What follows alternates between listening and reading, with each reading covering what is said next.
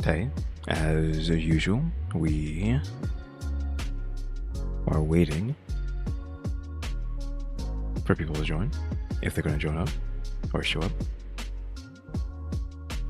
No, like the startup stream ad, which always gets like an ad as soon as startup, it's like really long. Like, really? You have to give these long ads like that? But yeah, we are just waiting as usual. This time I gave it like what, 5 minutes. I don't know if anyone even sees when I have something scheduled. Like, does anyone even know that it's happening? Do they get notifications for that, or is it just...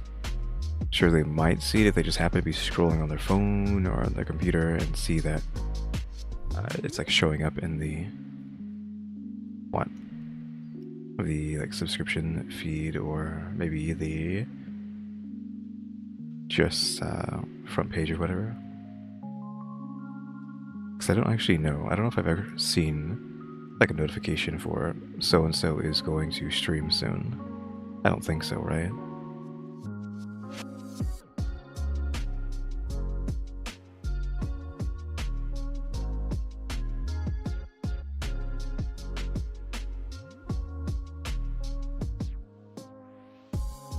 Of course, I think I said this the other day. We're obviously doing the Parasite one today. Because I know she does have a new video, but that will be a couple days from now.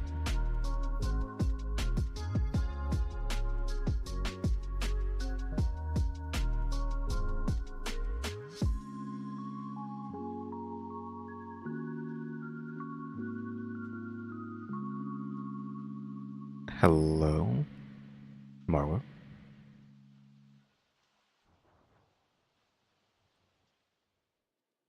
Obviously, this today's stream is late. I may keep making them later and later. I don't know if I should be doing that or not.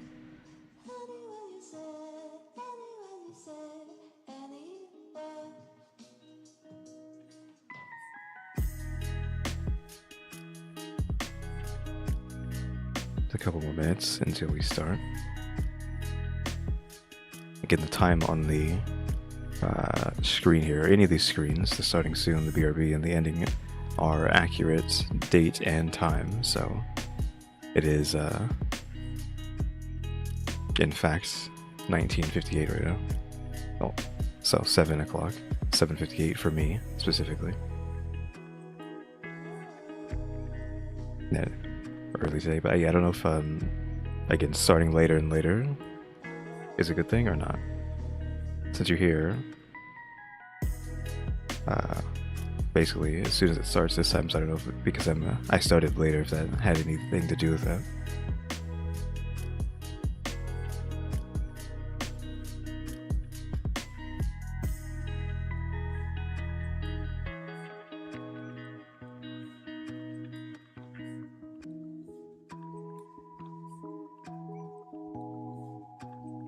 Oh yeah, I forgot to do that.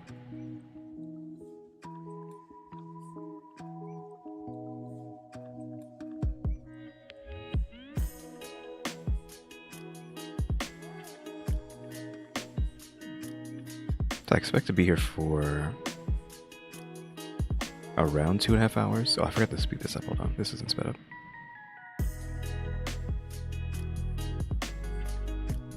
Okay, there we go. Only a few seconds before we start.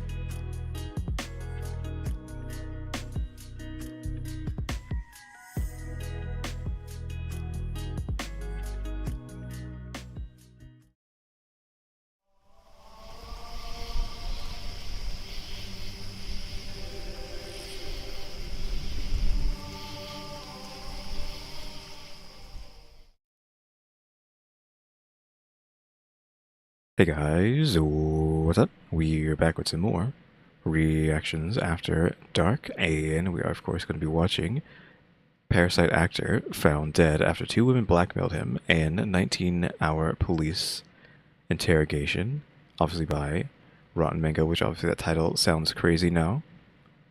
I have not seen this movie, though I Like I haven't seen it, didn't have any interest in seeing it, question mark, but I thought it was like possibly one of the most famous, if not like top 5, top 10, top 5, top 3 movies of all time. At least for is it a Korean movie? Like Korean movie of all time, possibly. I assume. So yeah, it's like literally like in the top 10 best Korean movie ever made. Question mark.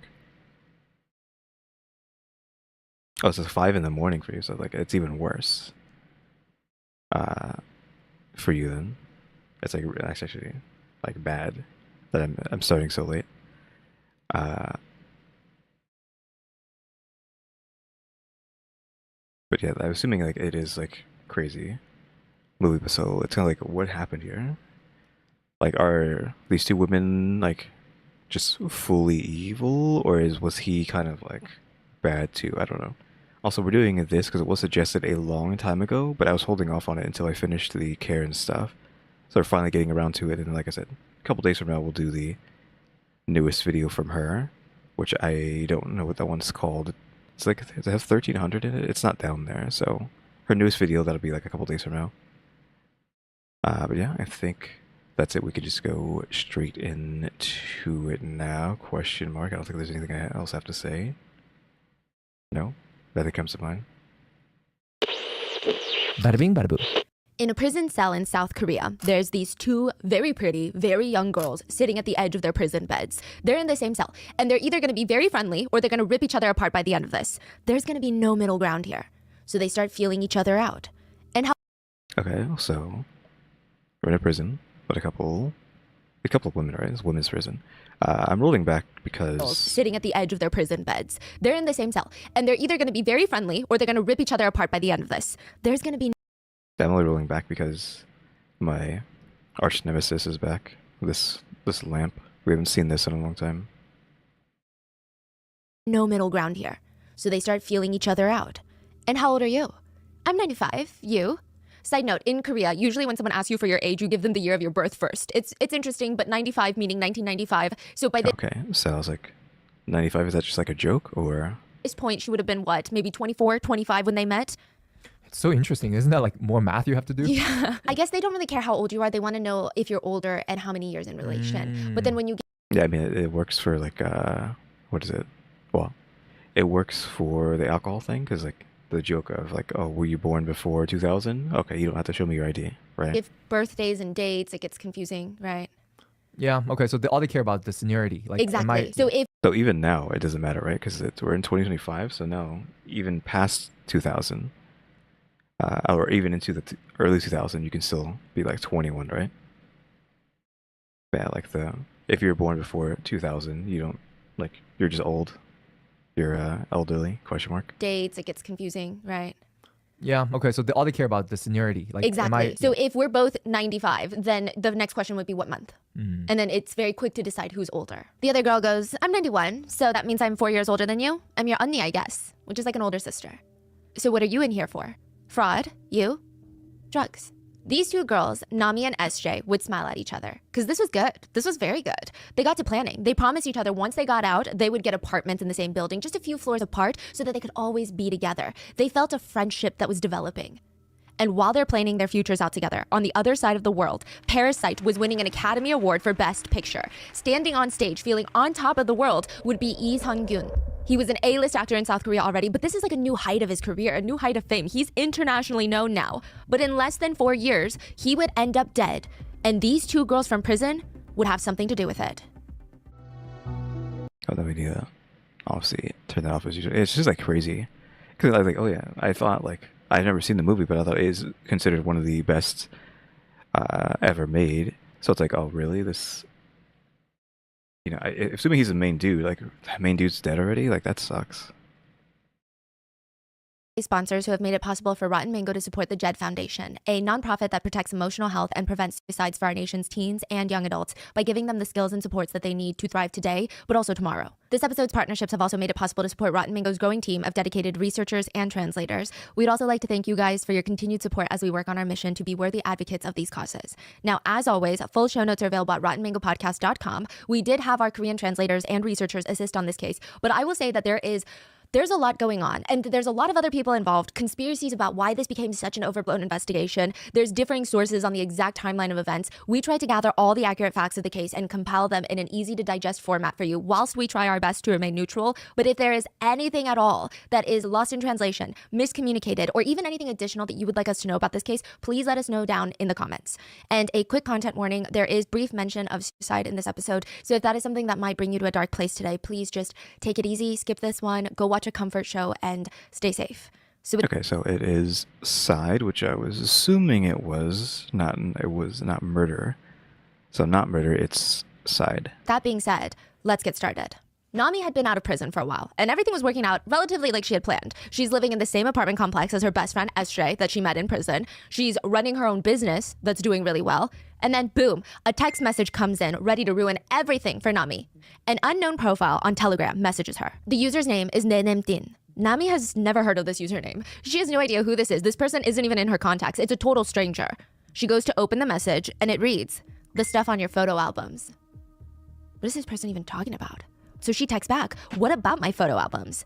A lot of fucking celebrity photos, enough to make the nation flip shit, huh? Whoever this person was, they knew exactly what kind of line of work that Nami was in. So she quickly texts back, unfazed, "My goodness, I didn't know we were still living in the past era. I'm feeling under the weather, so I'm just gonna head to sleep now." What an odd exchange. Like, who the hell is this person? Nami's trying so hard to play it cool, but it is bothering her. She immediately screenshots all of the text messages and sends them to her best friend, SJ. And Yeah, I'm kind of confused on what's going on there. both of them, they go into detective mode. They're trying to investigate. Oh. Wait a second. Yeah, don't know what is happening with that. Is there like a third party that's going to introduce themselves into the scenario to then start blackmailing this guy? And is it a real blackmail or is it fake blackmail?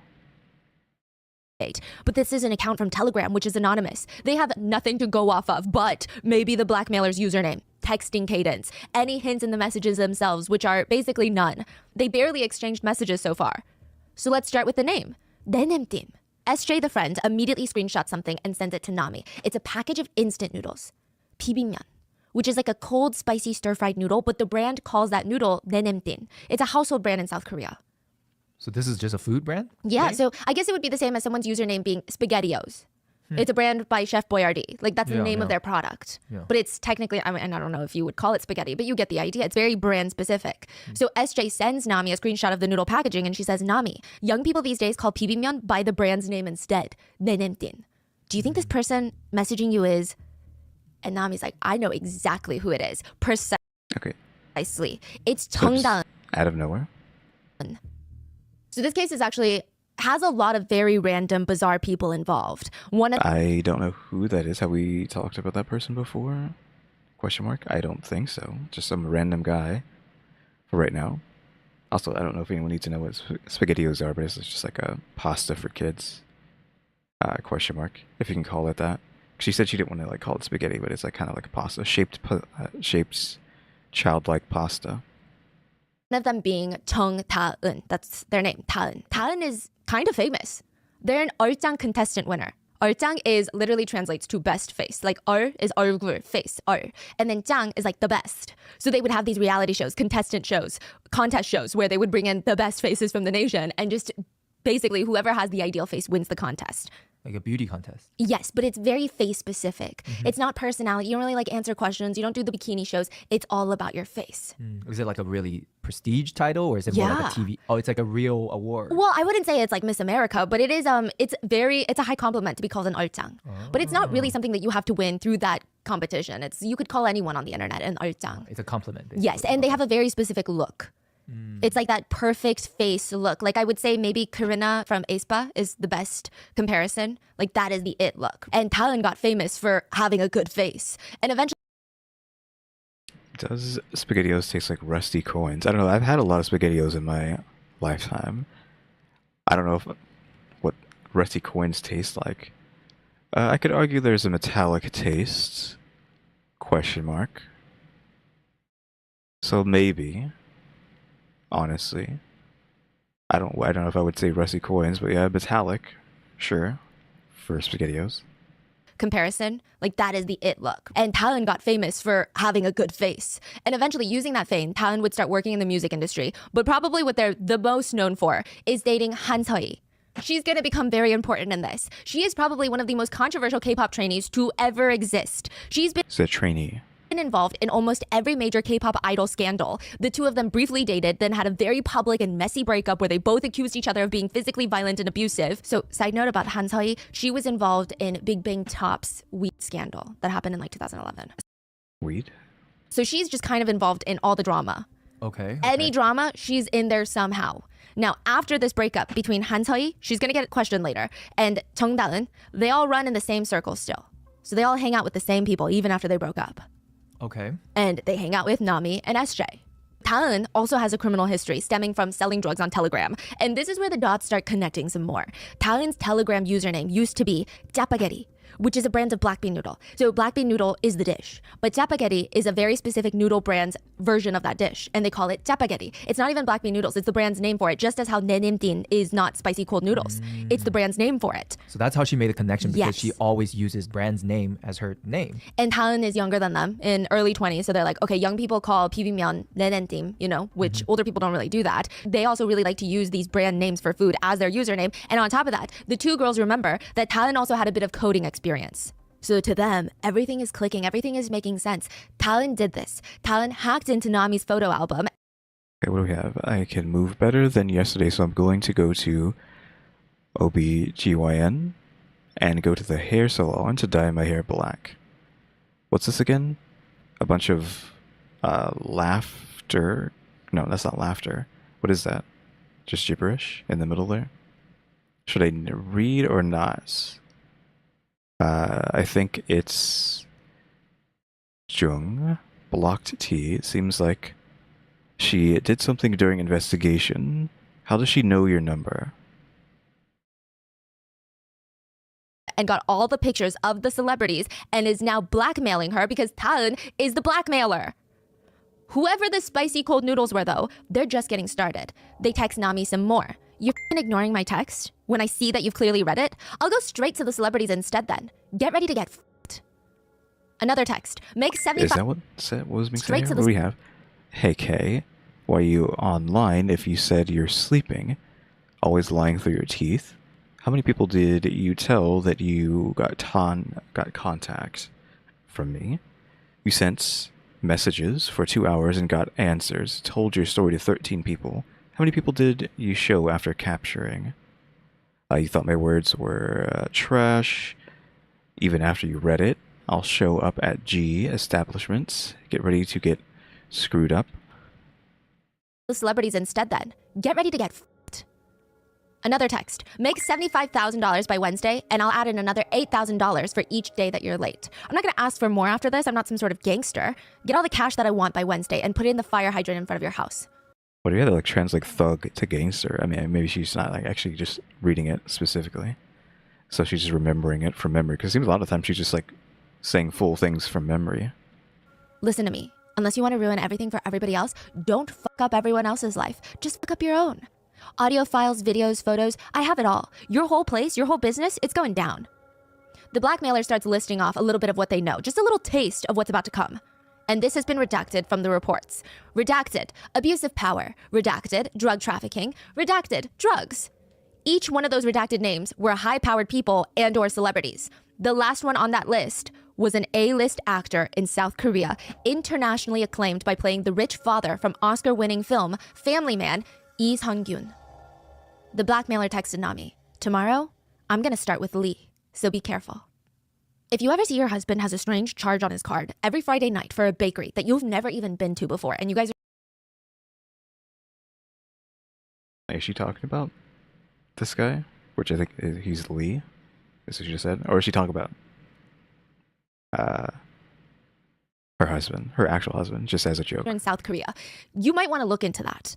Okay, I think she's talking about Lee. There are establishments called room salons, and they can fake receipts to look like bakery receipts, snack shop receipts, or other small business receipts. But in reality, they're just hostess bars. And Nami was a madam at one of these entertainment establishments. Okay, never mind.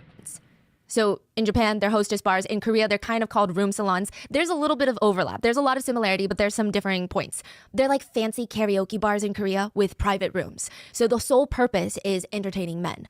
They remind me, again, quite a bit of the Japanese hostess clubs in the sense that you walk in, you get escorted into a private room. Most rooms have the karaoke set up so you can sing, or you can pick hostesses to sing and spend time with you. And a big part of it is de-stressing from this corporate world while you're having someone tending to you and boosting your ego. But that part is the same. But Korean room salons have a few slight differences. Like the fact that they have most of them have a pretty strict no phones rule in the rooms. No phones, which makes everything feel just a bit more intimate, just a bit more private. And Korean room salons, they focus heavily on exclusivity and status symbols. Some clubs, they won't even let you in. You walk in, you're like, I've got $10,000 that I want to blow right now. They're like, sorry, sir, you're not a member, so you can't. And in Korea, if you ever hear something called 1차 and 2차, this is what they're referring to. There's 2 tiers to room salons. 1차 is when you're on the premises, when you're in the club or in the room salon. You can usually flirt, get that emotional connection. Sometimes you could probably fondle the room salon girls, depending on the room salon, right? Depending on the establishment. And then there's something called 2차, which is level 2, second tier. This means that after the room salon date, you go out, usually off the premises, and you go full intimacy. These room salons, they can get really pricey. If you're going to go to a really nice, luxurious one in the center of Gangnam, you can expect to pay around $500 to $1,500 per person per night. Whoa. Yeah, it's insane. You have to... I hear that again? These room salons, they can get really pricey. If you're going to go to a really nice, luxurious one in the center of Gangnam, you can expect to pay around $500 to $1,500 per person per night. Whoa. Yeah, it's insane. Is that a lot? Question mark. I feel like isn't that just how much these things normally charge? Or like, is it the hostess stuff in... that we heard about before, wouldn't it be more over there? I'm not sure. I feel like the hostess stuff, they're spending like so much money. But yeah, it does sound like exactly the same thing, right? But just Korean version. You have to pay for the room fee, then the food and the drinks, then you have to tip the hostesses. And then there's different leagues of salons. There's a ranking system for the girls at these types of clubs. So you've got the Puchangdong style. Now this style is very overtly style. Sometimes the girls you walk in, they're just wearing their undergarments. Then you have the club girls. They're a bit more clothed than just their undergarments, but it's like the next tier up. Then you get higher up, then you have the 15%. This means 15% of the top prettiest girls in room salons. They call it like a 15% club. Wow. Which means you have a certain league of aesthetics in the girls there. Very attractive. They probably will not tolerate touching inside of the store. Then you have the TPs, the 10 Pro, which means 10%. 10 Pro, yeah. So girls, they look like celebrities. They're usually very educated. And if you're filthy rich, you could even sponsor one of the girls to be, like, I don't know, your girlfriend, your side girlfriend. Now, side note, it does seem like a few celebrities have been seen frequenting these room salons. And I know it's a really controversial topic, but some netizens say that there might be a reason why celebrities might like these room salons more than the average civilian. The no phones rule, that might ease some of their anxiety of always feeling like they're going to be filmed by other people when they're in establishments, that other parties, not even in the room that they're in, are filming them. Like they're just trying to have fun, right? And perhaps to some of the older generations of celebrities, it's purely just habit. Apparently back then, if you wanted to land a role in a movie, you would have to shake hands with the director in a room salon. It was so prevalent that when a new up-and-coming director came out and started his own production company, he was this close to naming it NRS. What's that? No room salons. Because he hated it so much.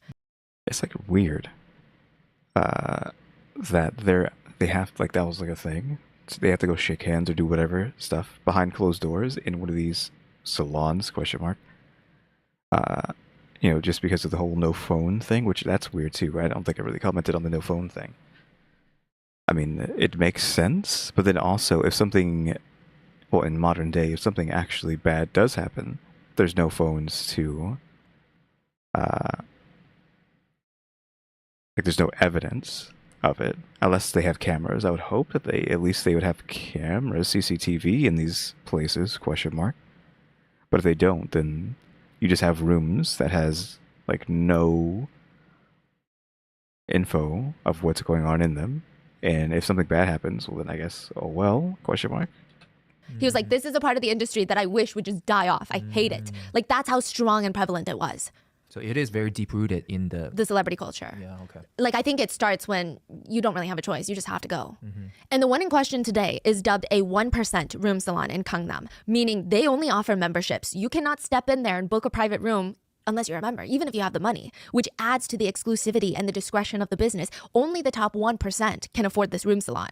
And it's speculated that a few hours in this type of club with 3 to 4 people in a private room, that's about $6,000 to $8,000. And because of how expensive the barrier of entry is, less people would go, and it might honestly make a great place for celebrities to feel like they're getting away. I'm not Getting away from just the life. I don't think she means like running away. Though 6 or 7, again, sounds like a lot.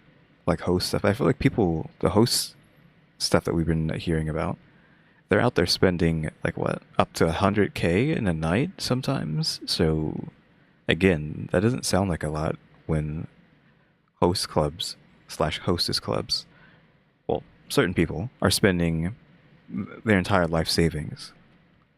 recommending it. I'm not saying that they should, but I can maybe kind of see why.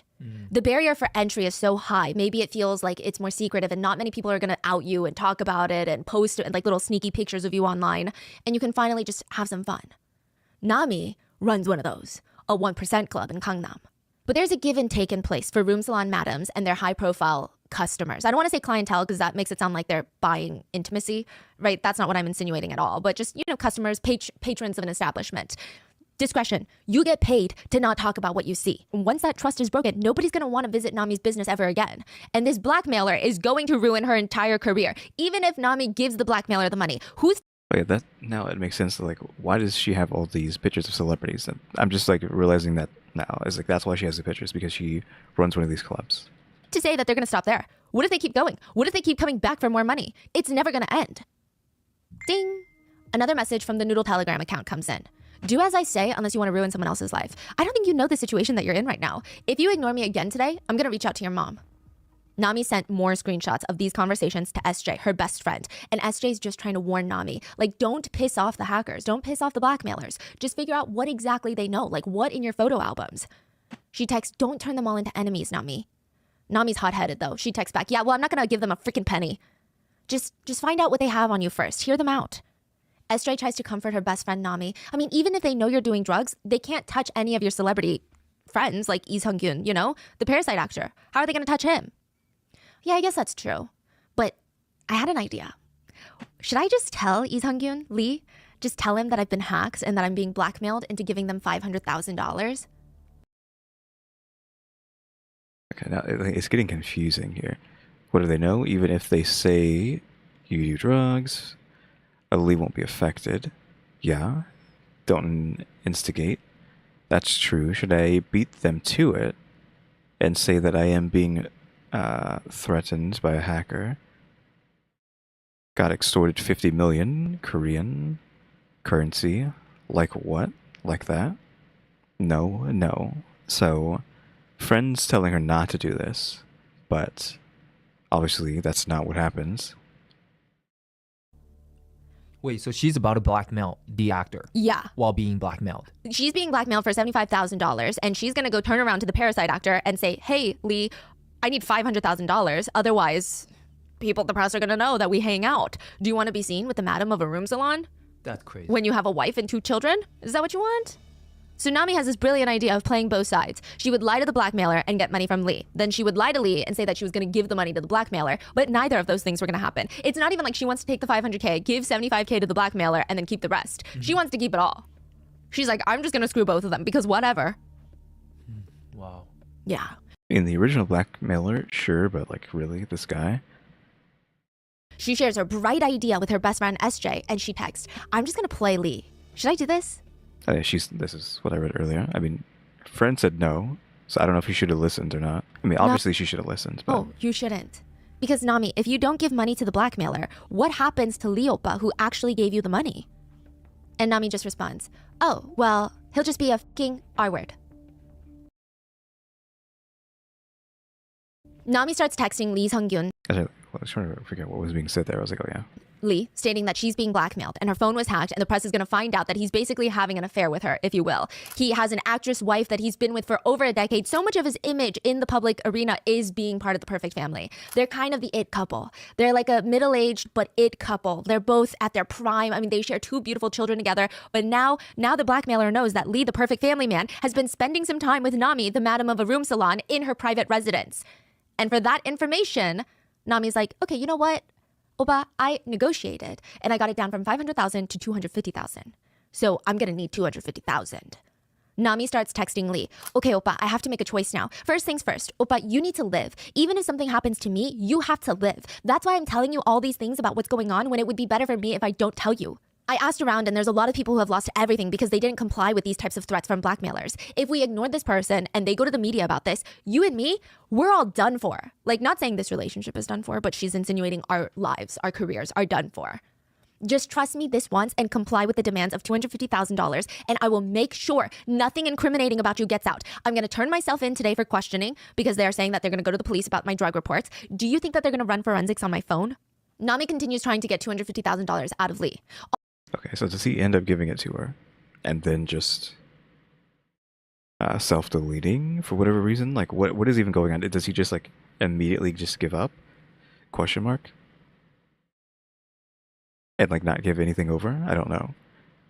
And like, what was he even doing then for him to be like, okay, I just gotta go, right? Since we don't know that he's actually messing around, just that he's going to a club, to like a hostess club essentially. That doesn't necessarily mean that he's like cheating. Well, unless you consider going to one of these places cheating, then sure. But like not like fully cheating. So it's like, what was he doing? I want to know what exactly he was like fully getting up to. Also, those people will not come back once we give them the $250,000. They told me that they have no reason to come back and ask for more money. But right now, if I ignore them and you ignore them, I mean, it could go to the press. Then at that point, both of our lives would be over. And like, I mean, just trust me. I'm going to take care of the situation so cleanly. Just trust me. Nami tries to soften the situation by saying things like, Sai, the world really has gone crazy these days. Cry Is that guy? Is she talking to the guy now? face. Don't worry too much though. Lee texts back, okay. She texts, I'll call you later during the day. Life is so hard. Are you available to talk during the day? I'll call you later. Lee gets her the money, $250,000 in cash. Okay, he actually gets her the money, which is crazy that he just does that. Isn't it like... Didn't it come up in the... Like... The one with the mom who was like getting rid of the cartel, where you don't want to give blackmailers the money too quickly, right? Because if you do that, it makes it seem like you have a lot of money and you could give more. Question mark. So you have to like stall out as long as possible to make it seem like you literally have nothing else left to give. Though that's not what's happening here, right? Because she's just like scamming both of them. But is she gonna pull that on Lee? Like, because he just gave her the $250,000 too fast, and now she's gonna be like, okay, they want more because you gave it too fast. I don't know. But he was very clearly hesitant. You can tell from the text messages. He doesn't know if this is the route that he wants to take. So he's not like, oh yeah, take the money. We got to make sure this never gets out. He's just kind of like confused and he doesn't understand really what's the best choice at that moment. It's alleged that Lee had to go to a close friend of his, Mr. Kim, who also knows Nami, to get a loan from him for the money. Because I was gonna say, like, where did he get the money from? Like, sure, he's like an A celebrity, but does he just have like millions sitting in the bank? Lee's wife has access to their bank accounts, and if Oh, okay. I mean, it's also that. Like, she would know that he just took $250,000 out of the bank. $250,000 just goes missing, I mean, it's going to be a big deal. The cash gets delivered to Nami, who promises Lee that she's going to give it to the blackmailer, who will then shut up about the whole thing and they'll be over it. But instead, Nami takes the money and goes on the run. She stops responding to everyone. She ghosts everyone. The blackmailer, Lee, even SJ, her best friend. She ghosts them all for $250,000. Oh, this is after 2 women blackmailed him.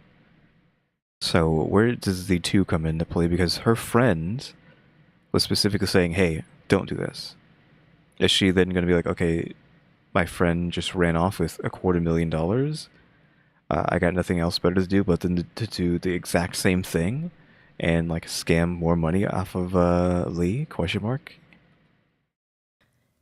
And so now the blackmailer is pissed, and the blackmailer is coming after SJ, sending messages. Nenentin is reaching out to SJ on Telegram, Nami's best friend, threatening to ruin SJ's life unless you can get your best friend Nami to come back with my money. SJ starts sending desperate messages to Nami. Where are you, Nami? This is insane. You can't do this to me. I'm never gonna see you again. Don't ever talk to me ever again if this is how you're gonna be. Don't even reach out.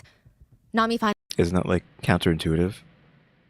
Isn't she like, hey, talk to me? Like you're gonna get me screwed over if you don't come back. And then she's like, don't ever talk to me again. Like, aren't you like, is that conflicting? Don't you want her to come back? Hello? Finally responds, I'll call you soon.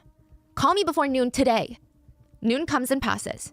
SJ texts again. Are you calling me soon, Nami? Please help me understand, because if this is what I think it is, I will forever disappear from your life. I think the cops are trying to come to my house. I have to verify it's the cops, but I don't know. So please, Nenendim keeps contacting me. If they reach out to me one more time, I'm going to report them to the police.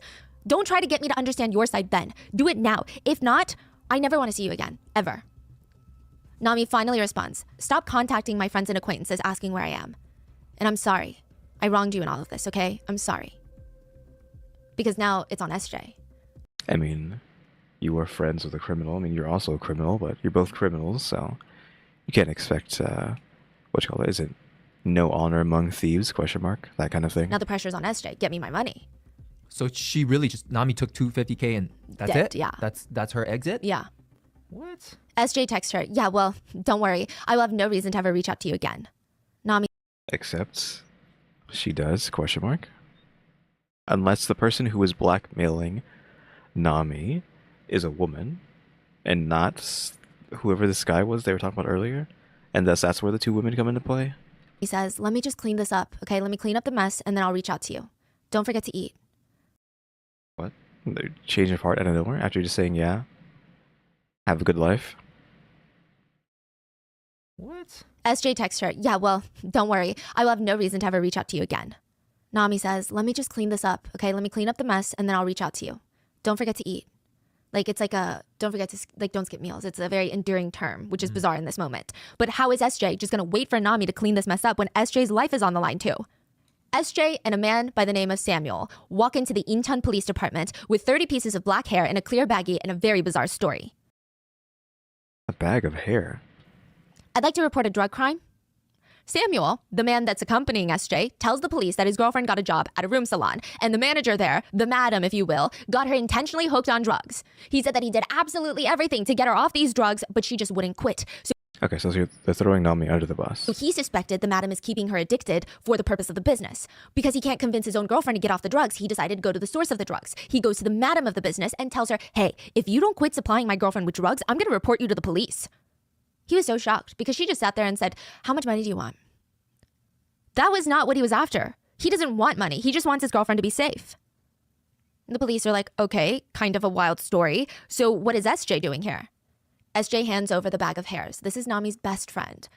She hands over screenshots of text messages. The woman that got Samuel's girlfriend hooked on drugs is my best friend, Nami. She's the madam of a very famous room salon, and she provides drugs for celebrities. SJ was so annoyed at Nami for leaving her like that. But also, SJ was so mad at Nami, mainly for not giving her her share. I mean, sure, but she was telling her not to do it, so... All SJ wanted was $75,000. 75,000? I mean, it's not even half, question mark, so... But she's like half for doing, not even half, I mean, it's a lot of money, but it's a small amount of money what she made, but still, like, she didn't do anything. She even said, don't do this. So I don't know what she's expecting, other than being like, is it friend tax that she's wanting? Like, I'm your friend, thus I get a tax on the money that you make through criminal activity, question mark? But Nami got $250,000 and left? Now what? All that work creating a blackmail account? I mean, it can't go to waste, right?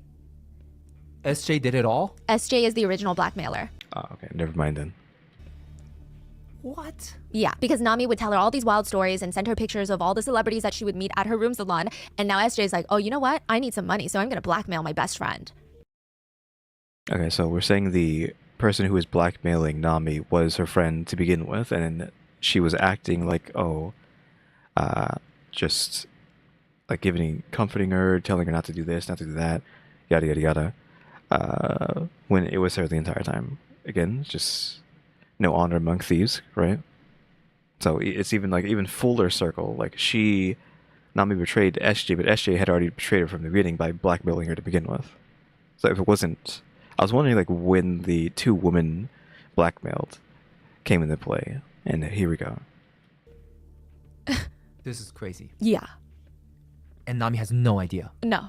She's gonna find out, but as of right now, no. She thinks it's 다은. But they're both so fucked up too. The level of evilness just keep on going. Yeah. Like one crime, they follow up with another, with something even worse and worse and worse. It's like they're willing to commit the crimes, but they're also willing to do it to the people that they're supposed to love the most and like be the closest to. It's really bizarre. They have no moral standing, and a lot of netizens argue which one is worse between the two. It's really hard to decide because it's just both so uniquely evil. It's one's blackmailing the friend, and the other one is blackmailing a celebrity, but actually stealing like $1 bajillion from them, right? So one actually stole $1 bajillion from somebody, while the other one is blackmailing the friend. just so bizarre. So now, after reporting Nami, SJ texts Mr. Kim. Again, this is the Parasite actor's close friend, the one that also knows Nami. And he's also the one that loaned the cash. Remember? Oh, yeah, Mr. Kim. Yes. So SJ contacted Mr. Kim. Yes. Mr. Kim already gave $250,000 to Nami. Yes. SJ reaches out to him, trying to get more money out of him because Nami ran away. SJ basically reaches out and is like, hi, I'm the original blackmailer. Nami took the freaking money and ran, so I'm gonna need you guys to give me my cut. Pay me my money. I never got paid, so the blackmail threats are still active. But Mr. Kim just responds to Nenemtin. There's no response from our side because giving more money, I mean, it seems like this side has given up. Like, we've given up. Do you really think that we will believe that this will ever end? Even if you say this is it and that Nami took the rest of the money and ran. Honestly, I don't know. We don't know what to believe. And I'm just in the middle trying to keep this under wraps. I even sent my own money too. Geez, I mean, I think the best way to resolve all of this is if we all meet up together, sign some sort of contract. Otherwise, no deal with more money. So he's like, we need to get together and sign some documents if you want any cash at all. Like a document saying that you will never bring this up, like you are bound by, I don't know, an NDA or something, because this is just crazy. You can't just keep asking us for more money. Like, why would a criminal respect an NDA, question mark? Like a legally binding contract? Like, why would a criminal abide by that? Anyways. Mr. Kim goes, or we can just go the legal route because this is extortion. Honestly, I don't get any of this. Even with that amount of money, $250K, Nami will last maybe 5 years. So why are we even doing stuff like this right now? Maybe 5 years? What? Has it really gotten that bad? I feel like $1 million could hold you for a lifetime if you know what you're doing, right? Now we're saying 250 mil? Is it enough to last even 5 years? Maybe in Korea, I guess, but I guess maybe it just really is that bad. I don't know. Like, I know it's really bad out there. But like it's just surprising to hear, like, oh yeah, $250,000's not enough to even last 5 years. It's like, oof. What hope do we have if that's the case? But SJ is very desperate. She keeps messaging him, almost pitching herself like she's on Shark Tank. Sir, let's do the original agreed upon deal of $75,000. I really need the money, and you can see if I will ever threaten you guys ever again, I will disappear with the money. I will stop looking for Nami. If this ever gets out to the world, I will take full responsibility for it because there's really no need for that to get everybody involved. I just really need the money tomorrow, right away. Wait, is she telling them that she was the original blackmailer? Yeah, but she's not saying she's SJ. She's messaging them through Nenentim, the noodle account. I gotcha. Yeah. Now, the messages are written really polite. It's actually kind of odd. She's blackmailing them, but it sounds more like she's a distant relative asking for a loan. But when Mr. Kim doesn't budge and give her what she wants, she fully lashes out. She texts, first of all, I didn't know Nami was going to take the money and run. I didn't know that she was going to eat all the money and f***ing explode. So, like, is that really my fault? Mr. Kim says, regardless, I'll have to pass on this deal. Okay, fine. Then I'll continue bothering people around you guys. Besides, I mean, so what is going to come out of that? I mean, other than the actor deleting themselves. Yeah, of course it depends on how you spend it, but like, I feel like $250,000 will do something, right? You could last maybe a lifetime with that if you just don't screw it up, question mark. Though I feel like a shack nowadays would cost you like $1 million, unfortunately, so there's like some what is the word credence good enough? Like, there's some credence to that. I don't think that word's being used right there. There's some truth to like $250,000 not doing much, because I feel like if you want to buy like a literal shack in the middle of nowhere, it's going to be like $1 million. Not even like a decent house, but like a shack, like a rundown shack, is going to be like $1 million in like today's economy? Question mark. today, I will give you a deal. Remember how I was asking for $150,000? Today, let's make it $40,000. How about that? You should probably take the deal with this kind of cut. Try standing in my shoes for once, sir. Mr. What, in the shoes of a criminal? Kim makes a deal, and the blackmailer tells him that he will send an assistant to grab the money. That assistant is SJ.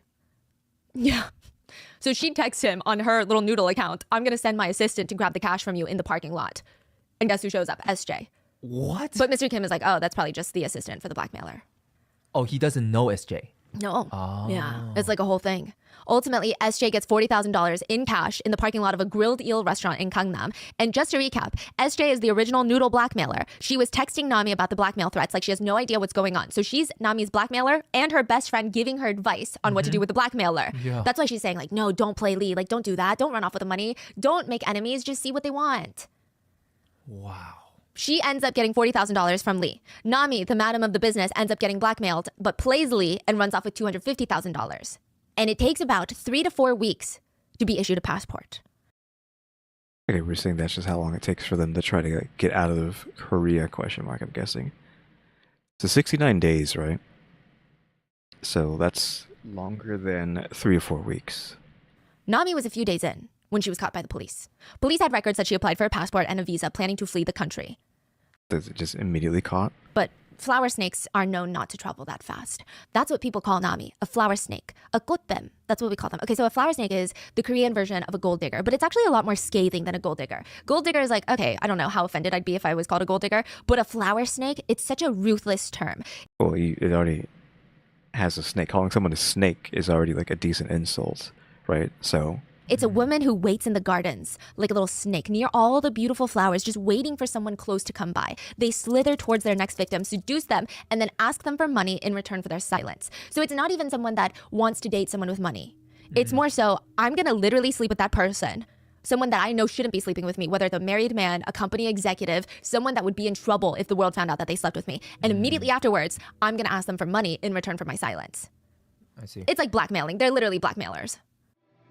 oh, got an ad out of nowhere. I wonder how many was going to be. Like, there's just one. She's going to double down, like back to back. Is there going to be like 3 slots? I don't know. I mean, this video's not that long. It's an hour and like what? An hour and 40 minutes. Technically shorter than that, hour and 15, I think, because of the increase in speed that it's being played at. Yeah, so Nami got caught pretty quickly. So where does this turn into the actor, leaving this plane of existence? Is it the wife finds out, question mark? Maybe she's like, she threatens to leave him, or she says she will leave him because of him going to this place, possibly doing drugs. I don't know if we even know that he was doing anything bad other than being at this location, which may or may not just be considered bad, depending on who you're with, right? It's like going to can you even call like a strip club as bad as like a host place? Because as far as I know, which I've never been to a strip club, but as far as I know, you're not allowed to touch them. It's just looking. So with these host clubs, you can touch. So you can argue that they are worse. But it's the only thing to say like that's tangentially the same thing over here, because we don't have host clubs as far as I know. You just have strip clubs. And you're not allowed to touch. Again, as far as I know, maybe there are some that you can. Maybe there are some that's even worse than that. I don't know. But you would have people who would get possibly mad at that. So if you have people like in relationships getting mad at you going there, then I guess it's understandable that you would see like host clubs, which arguably are worse. You would be like, okay, that's cheating. It's over. Goodbye. October 18th, 2023, the day after SJ reported her, Nami was arrested for suspicion of drug use in her room salon. She was under suspicion of using Phylofon, which it's known as Satan's phlegm, or... What? I have not heard that term. Oh, I haven't heard of the drug question mark before, and that name I have not heard ever. Like, what the heck? Satan's mucus in South Korea. It's crystal meth. Side note, this... I mean, they could have just said that. Very specific kind was created in Japan during World War II to give soldiers, to make them more stimulated during the war so that they could fight harder and longer. So there's that. That word? People doing ice, question mark, in the war, to just like keep you constantly just, up, wide awake, constantly going. It's become a huge recreational drug issue in East Asia now. So Nami was arrested, brought in to be questioned. She's drug tested. It comes back positive for psychotropic substances. But that's a huge range. I'm just going to be honest with you. That could include caffeine, nicotine, alcohol, and even certain pain meds, but also heroin, LSD, cocaine, and crystal meth. So there's that. At this point, the police have testimonies from 2 people that Nami is not only doing drugs, but selling drugs. So from SJ and Samuel. They're like, yeah, she's selling drugs, she's doing drugs. And South Korea is a country that's super strict on drugs. Yeah, we keep hearing that. Like, they don't care about anything. Like, assaulted someone, like, you know. I mean, by assaulted, I'm not talking about fighting, you know what I mean by assault. Assaulted someone, also beat somebody up, killed somebody, trafficked somebody, don't care. You did drugs, death penalty. I mean, not really, but I'm over-exaggerating, but that's what it seems like, right? Did drugs, die. So Nami is a slam dunk case, right, for the police? But nothing is impressive about catching a flower snake. You don't get a pat on the back for catching a flower snake. You don't get an award. You don't get a promotion for catching a flower snake, especially if that flower snake has 6 prior drug convictions. What's so great about the 7th drug conviction? If anything, it's almost insulting. A 7th time, really? You couldn't catch her again, like the 7th time? The police didn't want a flower snake. They wanted to take down a napping alligator in the grass. Alligator? And the only thing is, you're more likely to be killed from a snake than an alligator, statistically. October 19th, 2023, just 3 hours after Nami's very first interrogation finishes, an exclusive article is published online about an unnamed gigantic A-list actor going by the name of Mr. L that is now part of a huge drug investigation. Okay, so they want to throw Lee under the bus for whatever's going on. So that's why they don't really care about her. They want him now, or possibly any of the celebrities. Is that right? She has a phone full of celebrities, question mark. Pictures of celebrities, which I don't know how she got them, seeing as though there's supposed to be no phones. It's very cryptic. I mean, first initial report on alleged actor.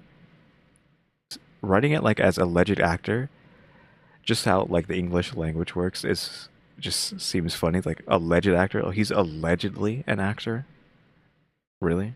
He's allegedly an actor, but that's not what they mean, obviously. But this is a report allegedly on the actor Lee, alleged actor who was part of Kim Nam Hui's drug case. Is that what we're calling Nami? Because of the, like her last name put together, her last name, her middle and last name put together. So cryptic to the point of being uninteresting. Even if we can guess Mr. L stands for Mr. Lee, it could be Mr. Lim, it could even be Mr. Park. Who's to say that the L is the first letter of the actor's surname? That's still a huge population of people to go through. The last name Lee in South Korea is the 2nd most popular after Kim. About 15% of the population share the last name Lee. So who's gonna know who this actor is? But very quickly, almost suspiciously quickly, rumors start spreading online that it's Lee Sung-gyun. Everyone's confused. How would anyone know that it's him, especially given the circumstances? Lee Sung-gyun is not even someone that the general public would assume would do drugs. He's 48. He's got a wife, respected actress of a wife, 2 children. He doesn't really fit this young club scene. The man just got... Oh, that's weird. Okay. Like chat just like disconnected for me on OBS. I was like, what's going on? It was nothing.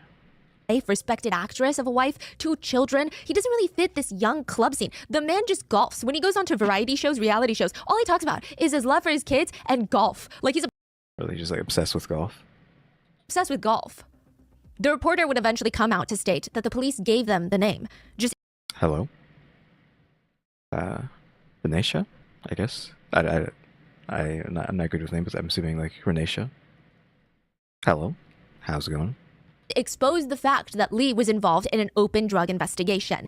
And the media ran with it. They dropped article after article after article that Lee was accused of cheating on his wife at a room salon and taking drugs with the girls there. And everybody lost their freaking minds.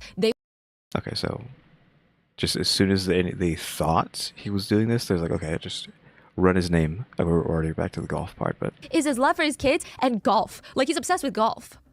The reporter would eventually come out to state that the police gave them the name. Just exposed the fact that Lee was involved in an open drug investigation.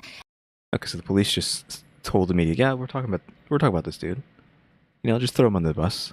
We don't know what's really going on, but yeah, throw him under the bus. And the media ran with it. They dropped article after article after article that Lee was accused of cheating on his wife at a room salon and taking drugs with the girls there. And everybody lost their freaking minds.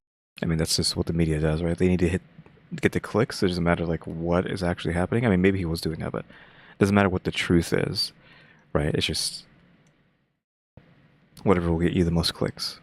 And the biggest headlines, got to clickbait, do what you got to do, right? For news, like this way you can't trust the news too much. They went genuinely crazy. Truly, the press, they're having a field day. They're calling this the mini Burning Sun scandal because it had two of the biggest names in Korean entertainment industry attached to it. Parasite actor Lee Sung-kyun and G-Dragon of Big Bang. Originally, G-Dragon. What about G-Dragon?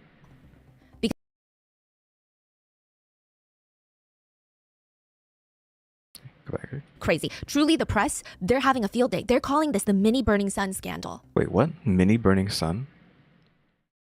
I don't know if that's what... I even like having it spelled out, I'm like, what? Nay. Shit, that's not what you... That's not kind of what I said right at the beginning, so it's not that. Yeah, no, Big Bang's this group.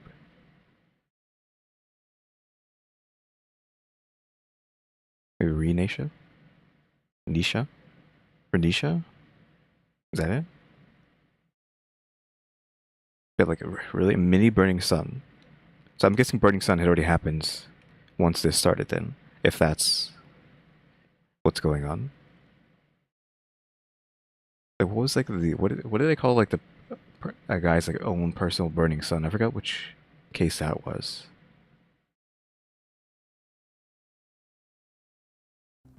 Because it had two of the biggest names in the Korean entertainment industry attached to it. Parasite actor Lee Sung-kyun and G-Dragon of Big Bang.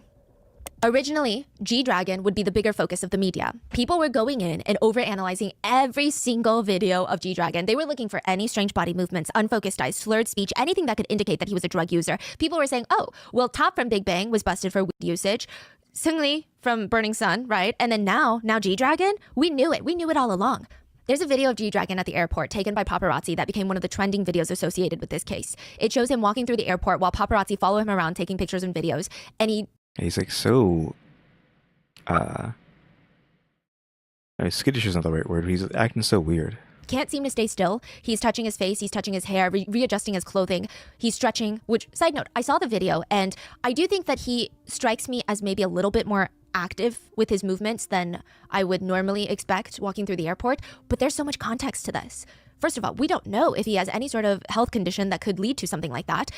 Yeah, also, on our end, it's being sped up by like 25%, so it also looks even weirder for us, but also, even if he doesn't, he's a celebrity in South Korea. His every move, his every look, facial expression, breath is going to get analyzed and dissected regardless of a drug scandal or not. And as he's walking through the airport with paparazzi, like, it's just so awkward. Nobody's really talking to him. They're just like following him around. I mean, I don't know. I feel like I would maybe move around and fidget and try to I would feel insecure. I would constantly fix my hair. Maybe I have a scratch and then I would try to adjust my clothing because they're taking pictures and I know these pictures are going to be front page somewhere.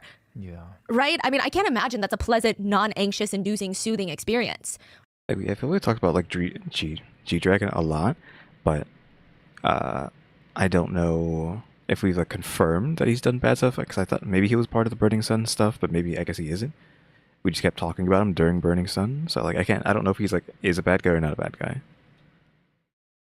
But the comments started getting flooded after G-Dragon was revealed to be part of the Room Salon drug investigation. They were ruthless. Netizens wrote, haha, so it's true. They say addicts pretend to stretch because they can't keep their bodies still. I'd be more surprised if he wasn't on drugs. This guy's a drug addict. Look at him shaking like a dog. Let's pretend we're all surprised, you guys. He really paved the way for criminals. He's the king of the drugs. He really looks like the type to do crime anyway. Is G-Dragon the guy who got mad at one of the... If I remember correctly, got mad at one of the Burning Sun guys for talking about like this... Was it like an anti-cancer kit or like a cancer like detection kit or something? Is that G-Dragon, I think? He's the one who got mad at him for doing some like weird stuff like that on like on TV or whatever. Talking about that on TV out of nowhere. G-Dragon came out with a statement and basically begged the police to test him. He stated to the public that he would be voluntarily submitting his own urine, hair, fingernail, and toenail samples to be tested for drug usage. This was kind of a pivotal moment in the Korean entertainment industry. A lot of netizens have stated this is going to change probably society's perception of these investigations, because G-Dragon shows up at the police station with press waiting for him outside the station. This is his very first interrogation, voluntary. He's going to submit all of his samples. They're just, the press, they're foaming at the mouth to get him to do something, say something, get arrested, anything. G-Dragon shows up in a full suit, black glasses, and he does not bow to the press, which is a huge thing for Korean celebrities. If you do not bow to the press, that means you think that you're God or something. How dare you? These are the people that made you famous. He's kind of like awkward there. I think he's just like, he's just awkward body language. I don't know. Maybe he's just an awkward dude. Maybe he's a dork. I don't know. Can't blame him for being a dork, right? This was significant. This was him showing the press that he was not going to get bullied by them. He does not bow, and before he goes in to be questioned by the police, G-Dragon answers a few questions from the press. They ask, why are you making a voluntary appearance for police questioning? Also, is that how they see it? Like the press in Korea see it as like they're the gods who made you, question mark? He looks at them, and he does this between every single question. He looks at them like they're not even the same species. He looks at them like they're insane. His chin is pretty high for some of that. He's just like looking down on them. Also, what is this contraption? I think I saw it earlier. What is this contraption that they're holding? Like, hello? It's like duct tape. It is like, is that not duct tape? It's electrical tape they're using. I don't know what that green donut is. Bunch of wires. It's like they're holding bombs. It's like they're holding 2 bombs next to this guy. Again, like, what is this mad scientist contraption? I'm guessing it's just like a bunch of microphones. Like I can see some lapel-looking mics. So it's like 50 microphones just electric taped together, so that everybody in the grandma can get his whatever he says here. Because maybe they're like, there's a bunch of people here from different places that want to get his. I don't want to use the word testimony, but testimony. And so they just gathered everybody's mics and electric taped them together. Hinged. Like, why did you just ask me that? He says, I'll know when I get inside. Do you admit to charges that you've used drugs? I have not committed any crime regarding drugs. I'm appearing for questioning to clarify all allegations made. It's best to answer any questions authorities may have as quickly as possible, so I should probably not prolong these conversations right now. You've rejected the charges against you. Does that mean you think the investigation by the police is unfounded? Even the press question here is so bizarre. It's like they want him to badmouth the police outside the police station and put himself in a situation where the police are going to want to ruin his life even more. G-Dragon looks more bored than anything, and he just states, everything will come to light in due course. Then the press start hinting at the idea that G-Dragon dyed his hair to throw off the hair drug test results. When did you dye your hair, and do you have hair loss problems? Because his hair's black? Is his hair not normally black, I'm guessing? I did not do anything like that. Did you ever frequent the entertainment establishment that's been mentioned? We'll have to see about that. Do you know the establishment's manager or the doctor who's been accused of providing the drugs? No. Wait, there's a doctor that was just giving drugs away? Is that how they got them to begin with? Can I go now? And do you want to say something to your fans? Which, this is the absolute worst time to bring something like this up. I mean, it's just kind of gross. What do you want him to say? He wants to prove that he's not guilty by going in there, and this is a police investigation. Like, what do you mean, do you want to say something to your fans right now? G-Dragon literally takes like a full minute to look at him like he's out of his mind, and he starts smirking, and he's just flabbergasted, and he says, don't worry too much. Can I go now? Wow. Side note, his body movements are exactly the same here as when he was at the airport. Once G-Dragon gets out of police questioning, he was in there for 4 hours. Even more press is waiting for him. He stops to answer questions, and not necessarily because he wants to, but more so as a formality. But the press ask him some very strange things. One of them asks, you claimed innocence before you went in there. Do you still stick by that stance? Like, why would it change? I mean, they're just like trying to push his buttons, right? Trying to get anything, trying to get a tabloid going, right? They want some sort of thing they can clickbait in their title, in their articles, right? So they're just looking for any little thing to poke. He responds, wouldn't it be wrong if I changed my position? What was the result of the urine test? It came... How would he know that? I mean, I guess they told him, but like... Responds, wouldn't it be wrong if I changed my position? Also, why are they not asking the cops? I mean, all the cops probably aren't going to tell them. I feel like he shouldn't even be telling them. I mean, sure, he could be like, yeah, that's fine. But I don't know. What was the result of the urine test?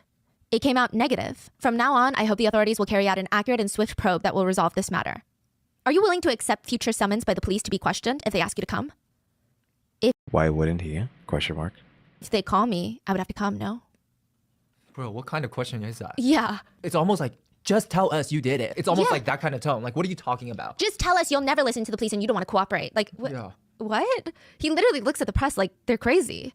I think it's like, right, they just want to have someone to throw under the bus because of the, possibly, like she said, because of the burning sun stuff, right? I think they want him to be also a bad guy because he's like, he was not close, but like he knew what was going, not knew, but he knew the people who were a part of that, question mark. In today's probe, did the police show you any evidence related to the allegations raised against you? No, they didn't. I just hope no more energy is spent on unverified matters. You were questioned for 4 hours. What are the areas that the police focused on? We just laughed a lot and then we ended it. Could you please repeat that? They could run with that, saying like the police are, I mean, I guess corrupt and are just like goofing, like not doing their job. So that was like a bit of an oof to say there. We just laughed. You guys laughed. That was a joke. The fact that I'm being investigated on such a matter, what can I say? The police too will have to make a decision based on my testimony if my words are of help to their ongoing probe or not. What I want, if possible, is just the swift announcement of the detailed drug test lab results from my hair and fingernails. I feel like even though he said that was a joke, they're still going to like use it as fact in like a headline because he did say that. What do you expect the test results to be? Of course, it'll come out negative. Once again, I've never administered drugs or given them to anyone. A lot of people are watching. Do you have anything else you'd like to say? Yes, a lot of people are watching right now. So I would just say there's no need to worry too much. I hope they'll trust me and wait. Thank you. That's all. He does a very brief bow and heads back to his car. 믿고 기다리셨으면 기다려 주셨으면 좋겠습니다. 네, 좋습니다.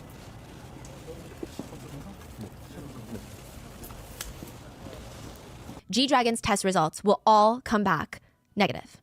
And he would post on Instagram, 살필귀정, which means everything will always fall back into the right pattern, almost like karma. It's used frequently in settings when someone gets accused of doing something that they didn't do. So they're being attacked, but it's almost a feeling of just wait because the truth will settle in and everyone will realize what's been happening.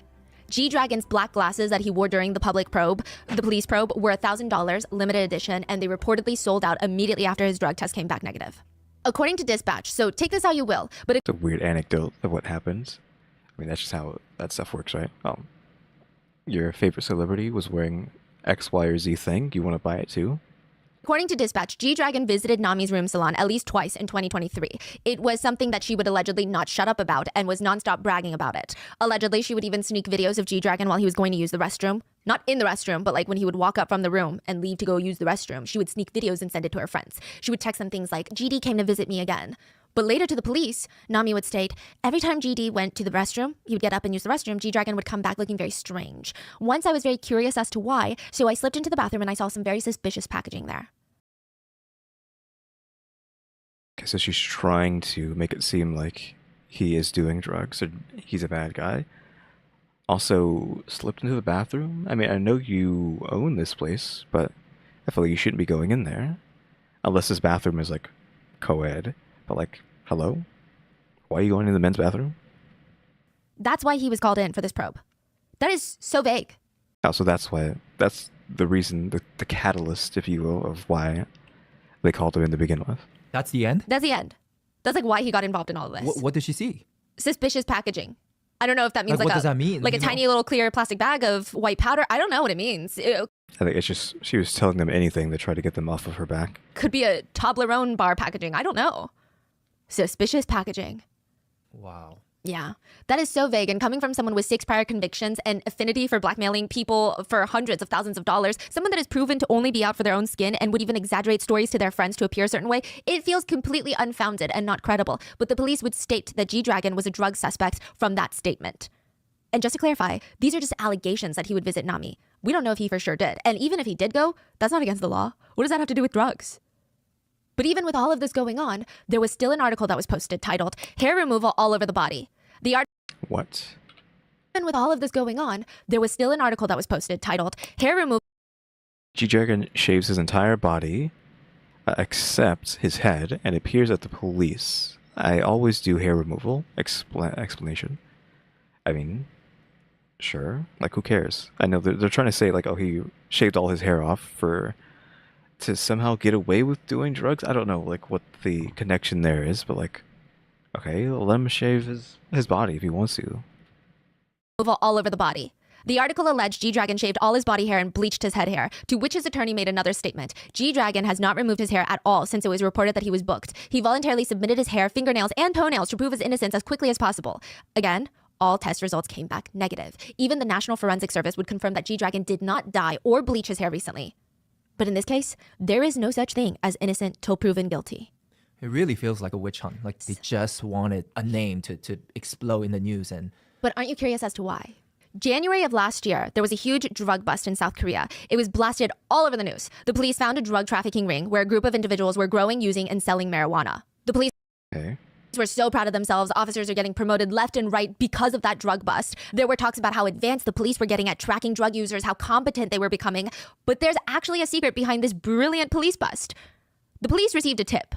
That's it. So simple, right? So at first, the tip was from a woman who was begging the police for help to avoid her violent boyfriend. She told authorities that she overheard the boyfriend's plans to sell her into sex trafficking. The police are like, yeah, well, we don't really have time for that. First of all, he's your boyfriend. Second of all, you haven't been sold, have you? And third of all, we don't have proof that that's what he genuinely wants to do. I mean, if you don't like the idea, then just break up with him.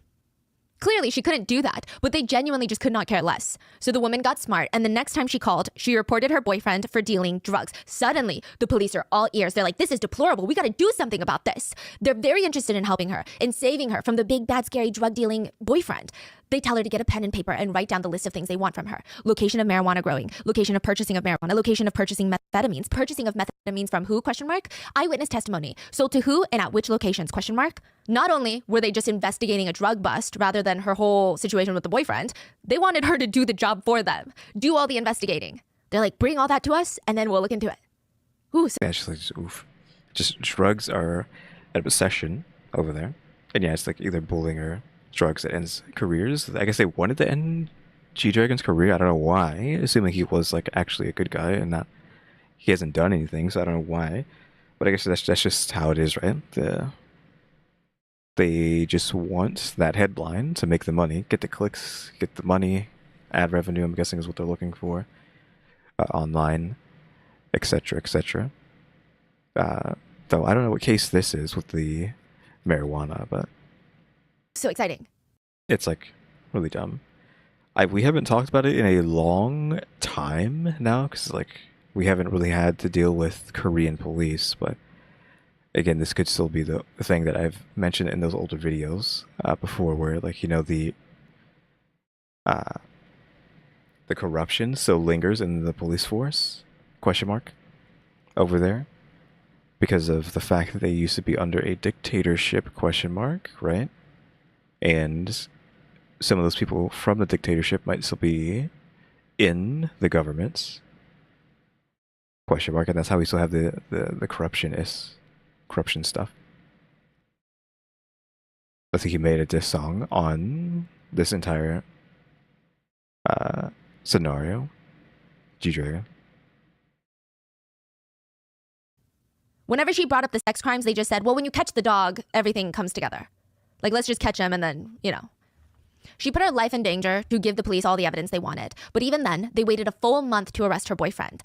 Really? I mean, anything could have happened in that month. She was terrified for that full month, just waiting for him to be taken in so that she wouldn't be caught snitching on him. Eventually, her boyfriend gets arrested. Their front page pieces of the police's stellar jobs on the drug bust, shining new promotions are handed down to the officers. But they're not even done. Some of the officers would bring the girl back in, asking her, did you sleep with any celebrities? Because he was trying to, like, sell you to trafficking. So, like, did you sleep with any celebrities? Why are they still trying to get these celebs? Like, it's like, do your job. They want this sort of fame really bad for some reason. Like, why are you chasing this fame of like, oh yeah, look at what we've done. We've bagged a celebrity doing bad. Like, just do your job. Like, I haven't used this term ever because it's a new term. I think it's out of season already. Like, nobody's saying anymore. But literally, just put the fries in the bag, man. Like, just do your job. They just wanted a celebrity attached to it because it would make it even bigger. And it all comes down to war. Violence against women is nothing. Violence against children is nothing. Police don't get a cookie for that, but they do get a cookie for winning the battles in this war against drugs. They just want the pat on the back for doing something crazy, I guess. Well, specifically drugs, I guess, now. President Yoon waged war on drugs and told the police, at some point, drugs are not only devastating the health and spirit of the people of South Korea, but also destroying the dreams and hopes of the youth due to the neglect from government authorities. The government will join all forces to win the war on drugs that has eaten away our entire country.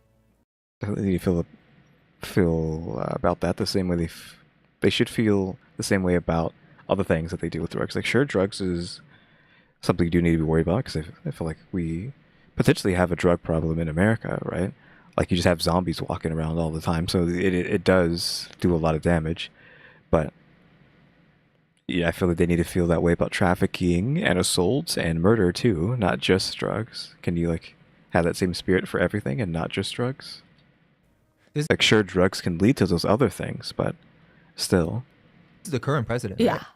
He's like really controversial, by the way. Now, side note, I don't think South Korea's drug usage is that bad compared to a lot of the other countries. Because of their geographical locations, it's actually very hard to smuggle drugs into South Korea.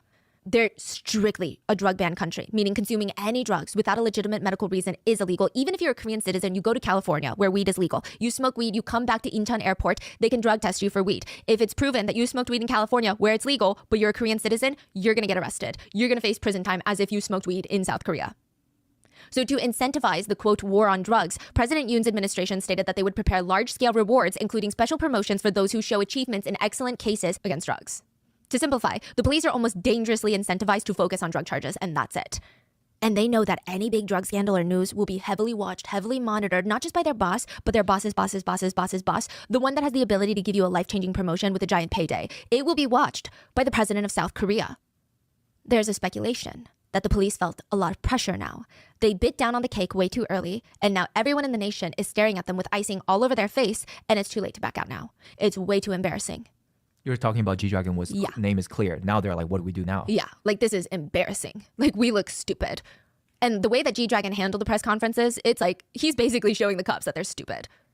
And also, just for context, for anyone who doesn't follow K-pop, G-Dragon is probably one of the biggest name in the K-pop industry. Yeah, he was one of people call like him like the Gen 2, OGs. right? Yeah, Gen 2. So it's like the OG, still one of the biggest name in the country. So but his name associated with this, frontline news, it's crazy.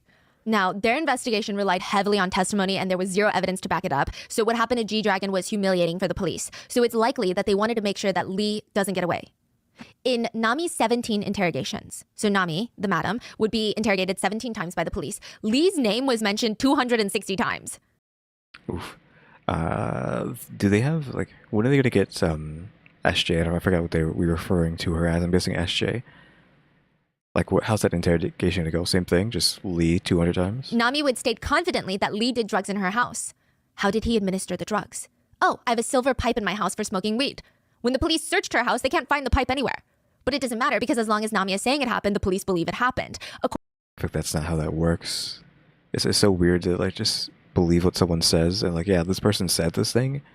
That's all we need to ruin your life? ? According to Nami, based off of no proof, no evidence, Lee would come over to her house, smoke marijuana, and take ketamine. And take all these other drugs, like hard drugs. I mean, it got to the point where Nami's third interrogation by the police, she couldn't even pinpoint exactly when Lee did the drugs, allegedly. So the police started helping her, allegedly.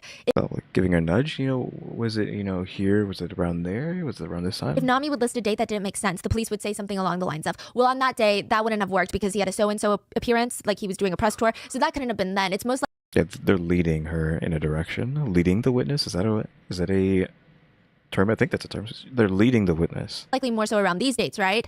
Or another time, they told Nami, well, Lee was on a business trip to the U.S. from August 29th to September 7th. So tell us about the date that you guys did drugs between August 19th and August 29th. If I didn't know any better, I would think they're feeding her these dates. Ultimately, Nami was unable to provide the police with a set time, date, or location of Lee doing drugs. It's like they just happened in a void. How can you be a witness testimony when you don't remember the location, time, or date where anything happened? Yeah, that's not evidence, right? Yeah, that's even if you remember, that's circumstantial. Yeah. It's just you could say whatever you want, honestly. Yeah, you had a dream. Yeah. Oh, well, here's the second ad. I was wondering if there would be multiple. Yeah, let's just listen to this blackmailer. And also lead them as well, because they need that drug bust. Got to make the president of South Korea happy. I'm guessing the previous woman's already out of the thing. I mean, obviously, right? Because we know that there was that lady who was in power, who was corrupt, question mark. Was she around during the Halloween? Itaewon Halloween tragedy? I think she was the one who was in charge, question mark. One of those, right? And I guess she was already out of office at this time, at this point. I forget if she got kicked out or if she just like steps down or what have you. So I'm guessing it's this guy. I don't know what the year for this event was.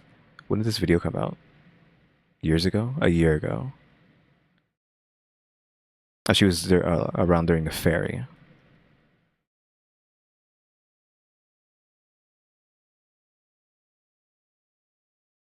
So probably a while then.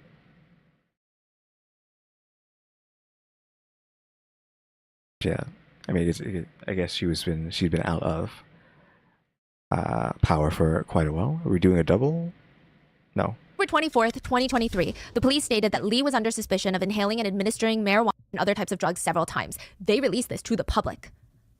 So what is administering marijuana? October 24th, 2023, the police stated that Lee was under suspicion of inhaling and administering marijuana and other types of drugs several times. Okay, under suspicion, not that he was doing it. They released this or to like not that it's like 100% verified that he was under suspicion that he's doing this. Public.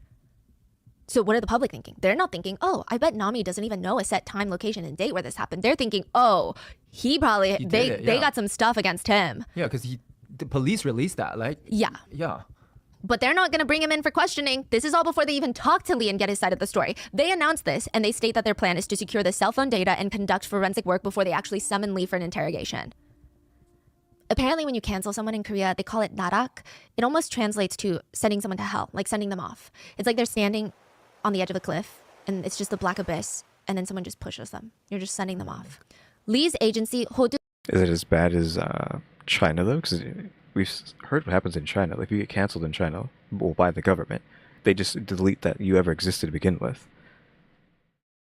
And U Entertainment released a statement soon after the news broke. They stated, and this has been edited for length, first, we would like to deeply apologize for causing any concern through the reports about Lee Sung-gyun. We are currently verifying the exact facts regarding the allegations raised against the actor Lee. We intend to faithfully participate in any future investigations, including submitting cell phones for analysis. We have not yet been contacted by the police. However, actor Lee has received continuous blackmail threats from an unnamed woman, Miss A person related to the incident. Lee has filed a complaint with the investigative agency. We will inform you of future progress in this regard through our legal representative. We ask for your generous understanding. Lee and his agency do respond rather quickly. They even state that Lee is being blackmailed by someone involved in all of this. The general public did not care. The statement just wasn't good enough. People compared Lee's statement to G-Dragon's and they just fully ripped it to shreds. They did not like the fact that Lee's agency did not comment directly that Lee never took the drugs and that he never went to the room salons. The public felt like a non-denial was basically admittance that he did all those things.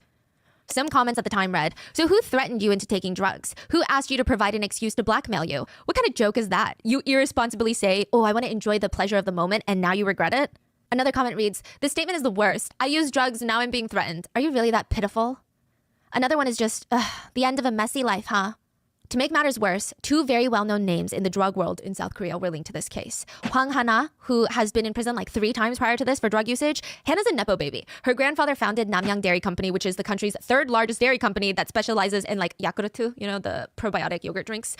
Hannah's dad is allegedly worth at least over $300 million. Hannah's a very interesting character. Her whole family is. Her family was in hot water when the dairy company made claims that their yogurt could prevent COVID. I mean, she can't be saying stuff like that, right? Yeah, we talked about her before, right? Yeah. Like the dairy princess. And her fiance mysteriously passed. Oh. What? What do you mean? Oh, right. Yes, she was Did you kill him? involved in a very mysterious death. And like, there's just a lot going on. But Hannah is notorious for getting caught with drugs, going to prison, coming out, and then being like, I'm never going to do it again. How long is she staying in prison? That she's been in prison 3 times, despite having a family that's really rich. She even staying in there for that long, or is she just like in like a minimal security prison and just basically living the same life she would be otherwise, but just in quote unquote prison? And then getting caught with drugs. And I would say that as of today, any association with Hannah probably isn't the best look. And Han So-hee was also interrogated. Han So-hee was associated with multiple K-pop idol drug scandals. Like I said, most notably Top from Big Bang. She was also involved in YG like the YG of YG's trial. I mean, there's a lot going on. She's basically known by netizens as the villain of the K-pop world. That's how people describe her. And just like Hannah, any association with Han Seo-hee, typically not great. Netizens were commenting, there's a saying, birds of a feather flock together.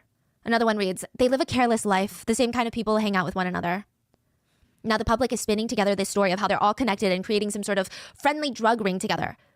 Are we saying that these two women are in cahoots with Lee? Question mark. This is throwing Lee under the bus with them. Lee's lawyer came out to say the third generation chaebol and the aspiring entertainer are known to be subject to an internal investigation with Lee, but Lee does not know them, and the suspicion that Lee hung out with them at an entertainment establishment and took drugs is not true. We cannot reveal more at this time, but we will talk with the investigative agency about the allegations and cooperate well with the investigation. But nobody cared. Netizens commented on the case. His image has gone down the drain. I'm just laughing thinking about how much he tried to cover up his image so far. With this, Lee had to drop out of a TV series that he was working on called No Way Out, which there's a lot going on here, but the series name... It's kind of like an ironic show name, right? Unfortunately. Is No Way Out, and in it, a really scary criminal is freed. Lee plays a police officer that has to protect citizens from the criminal, but also keep the criminal safe from the bounty hunters that are after him. A lot of netizens saw the irony, they said. I mean, I literally just said that, but... and demanded Lee be taken off the project because they could not see him as a police officer.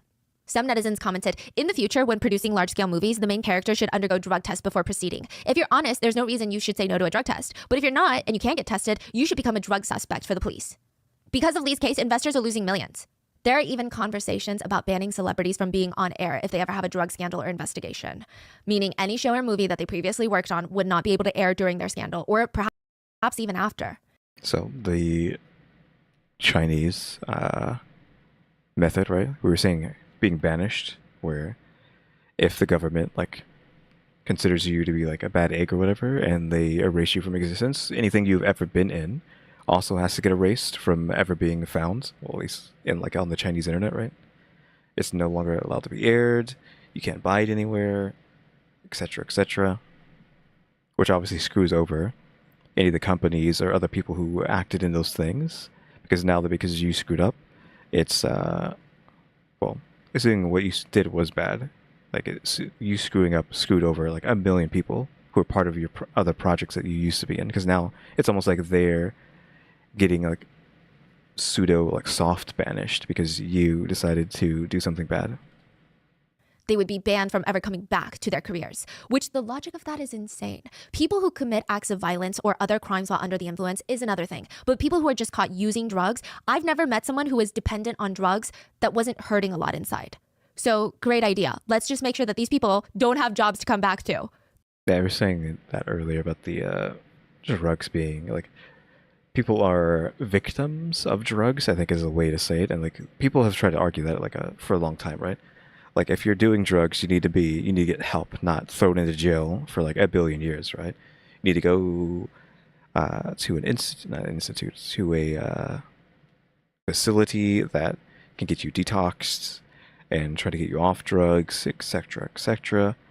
I feel like usually you only see like celebrities. Like over here, celebrities will be like, oh yeah, they're going to a detox facility because they're doing drugs, right? It's like the police ends up like not doing anything about it. Like it's not like the police came like, oh yeah, we know they're doing drugs. It's just like, oh yeah, I'm doing a lot of drugs. My family wants me to go get detoxed. I'm gonna go get detoxed. That's perfect, because that should really teach them a lesson to not do drugs. Meanwhile, Cho Do-sun can open up a coffee shop in the mountains if he wants to and live next to playgrounds and be in the same town as his victim. Who? I'm guessing a file, but I've never heard of this person. Who are we talking about? It's insane, man. Like, make it make sense. October 28th, 2023, Lee goes in for his first interrogation. When he leaves the police station, the press and the public are waiting for him. As he addresses the media, he gives them a deep bow as a show of deep apology, and he bursts into tears. And he apologizes for causing such an inconvenience for everyone, but he does deny taking any drugs. He apologizes to his family and says, I apologize to them as they are suffering and going through very hard times. He continues, and above all, I would like to bow down once again to everyone who has trusted and supported me so far. Like, it doesn't matter if he's done anything or not. Like, his family is getting screwed over for it. So obviously you would want to apologize for that, even if you didn't do anything, or if you didn't do anything wrong. You still would feel like it's your fault, right? You can actually hear that exhale. That was weird. Those mics must be really good to have like such a clean exhale being heard. As conveyed through the agency with a sincere attitude. Our position to faithfully engage in the investigation remains unchanged.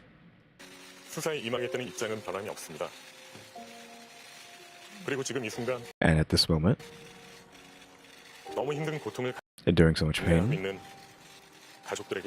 I feel sorry for the family.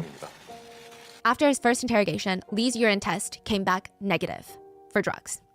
The police would call in Lee to do another drug test. This time, instead of a urine test, they wanted to take 100 strands of his hair. They tested every section of every strand of the 100 hairs, and the results came back negative. It's a very thorough test. It stated that Lee did not use drugs for approximately 8 to 10 months. This is in like October, November. Remember the timeline? The police were like, August, right? You guys did drugs in August. It would most definitely show up in his hair test. Yeah. I mean, sure, you could argue, maybe he did drugs 11 months ago, 2 years ago, but that's not evidence. He took the test in November, and just going off Nami's testimony, she stated they did drugs in August. It would have absolutely shown up on the drug test. Yeah, so she's lying. Yes. So this should be over. Yeah. And the That case closed, cut and dry, right? But clearly not, since he decided to, leave this existence. police, honestly, I feel like they could come out and say, she lied. And we fucked up. Yeah, so let's move on. My apologies. Let's keep it moving. The authority Technically, in this situation, like the damage is already done, right? It doesn't matter. Once you get canceled, you're canceled. wanted more drug tests from Lee. They took his leg hair and his armpit hair to be tested. What? Why? Why those specifically? Just like we need him to be. Just lie. I feel like just lie at that point. Like you want him to be bad, evil so bad. Just lie. We know that they're slightly corrupt. There's slightly corrupt people there. So just lie about it. But I guess lying is too far for them. They need to try, but I don't understand what that's going to do if he hasn't done drugs. Like you're trying so hard to make it seem like he's done it, but if he hasn't done them, getting more hair doesn't do anything unless they plan to lie. Tested. His leg hair came back untestable, which it just means that a lot of Asians don't have really thick hair follicles on their legs. So there's not a lot to test for the drugs. It's just too thin of hair. But the way that it was worded in the press made it seem like, ooh, the results are iffy. Yeah, it's specifically misleading or intentionally misleading. Like they couldn't determine. It was less of oh yeah, it's, because his hair wasn't enough. Or some people ran with it and said, maybe he thinned out the hair on his legs. Maybe he shaved his legs. His armpit hair was thick enough, and the results would come back negative.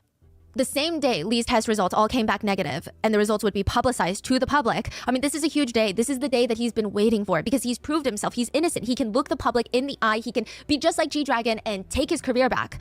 I mean, he's traumatized. There's going to be so many emotional scars. He will never get back this type of everything that's happened to him, but he can get his life back together. But none of the media outlets really reported on the negative drug test. The press up until this point had been so all over this case that if Lee so much as breathed, there'd be 100 new articles on it. Suddenly, they're not intrigued by the negative drug test results. It doesn't get headlines, right? I feel like it would have been a decent headline, right?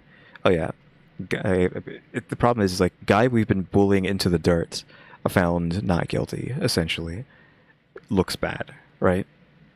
So they're just gonna pretend nothing happened. None of that other stuff ever happens. We're not going to report on anything, right? They're too busy talking about his newly leaked phone conversation. What? We got to keep doing dirt, because dirt's all anybody cares about. Of course, there is a say to say it's also people's fault that they love dirt like that, and they need it. Because there's a market for it. So because there's a market for it, people are going to the newspaper, the news, or whatever, going to make stories like this because there's a market for it. If there wasn't a market for it, they wouldn't be wasting their time doing this scummy stuff. But we're not going to go there right now. But it's just full scum constantly. The same day his hair test results came back negative, the press did not report on it. They were writing about a KBS released phone call, a leaked call of a recording of Lee and the Madam of the Room Salon, Nami, where Lee can be heard telling her, "I like you a lot too. You know that, right?"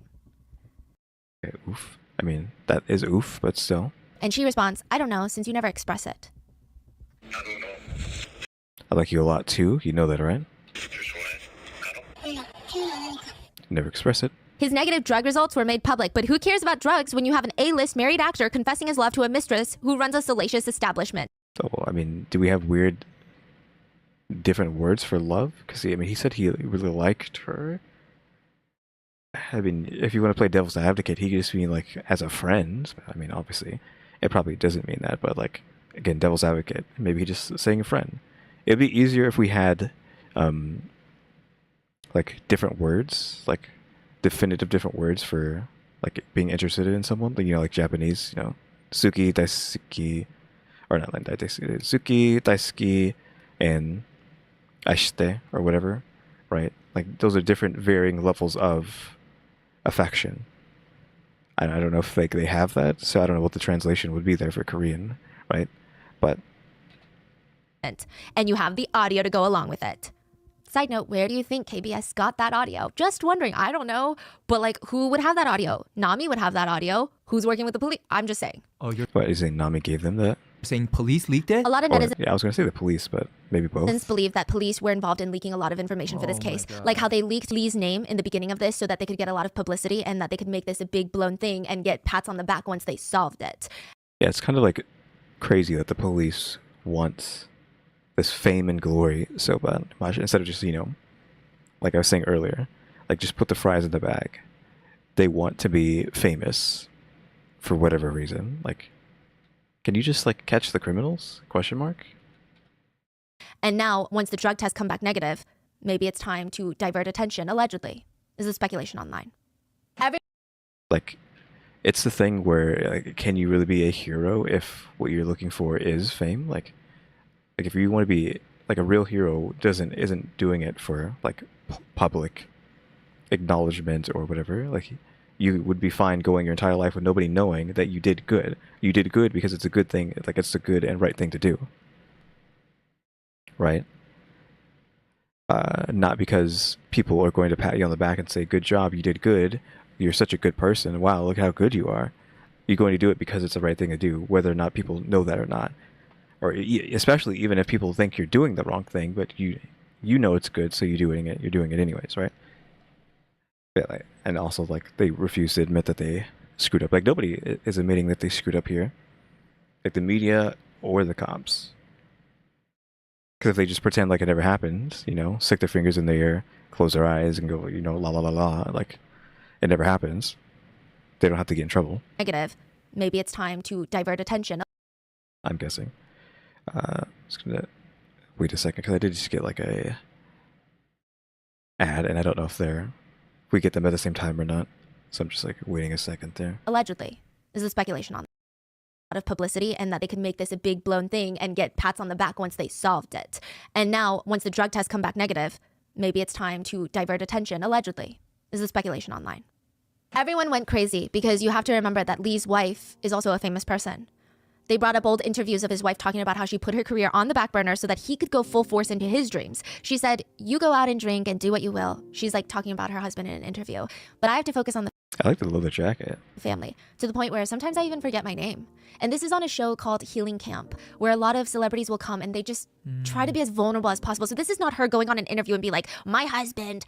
Like, they're just trying to really dig deep and have these hard conversations with each other on this show. She said, sometimes I even forget my own name.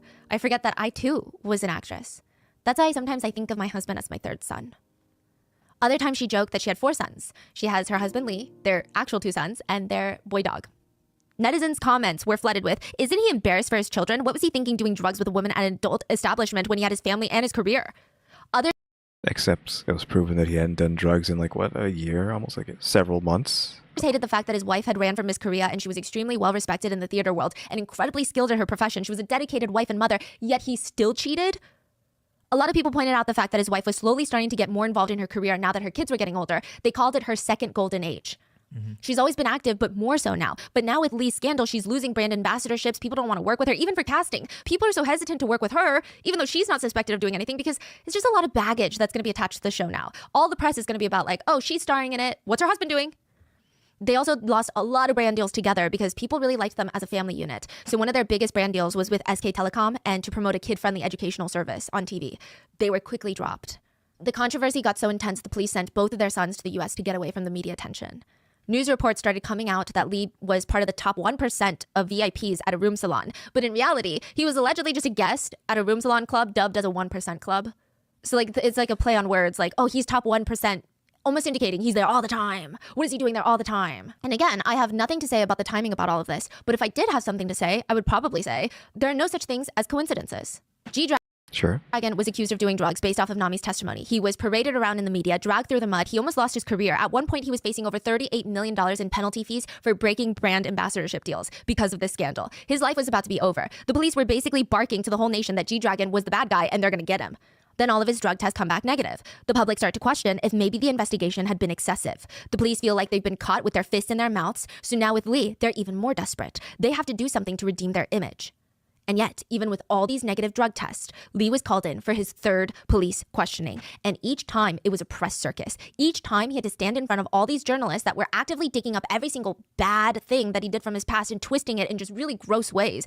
He would have to apologize for something that he wasn't even proven guilty of doing yet. And December 23rd, 2023, so a few months ago, Lee walked into the police station for his third questioning. He would not walk back out for 19 hours.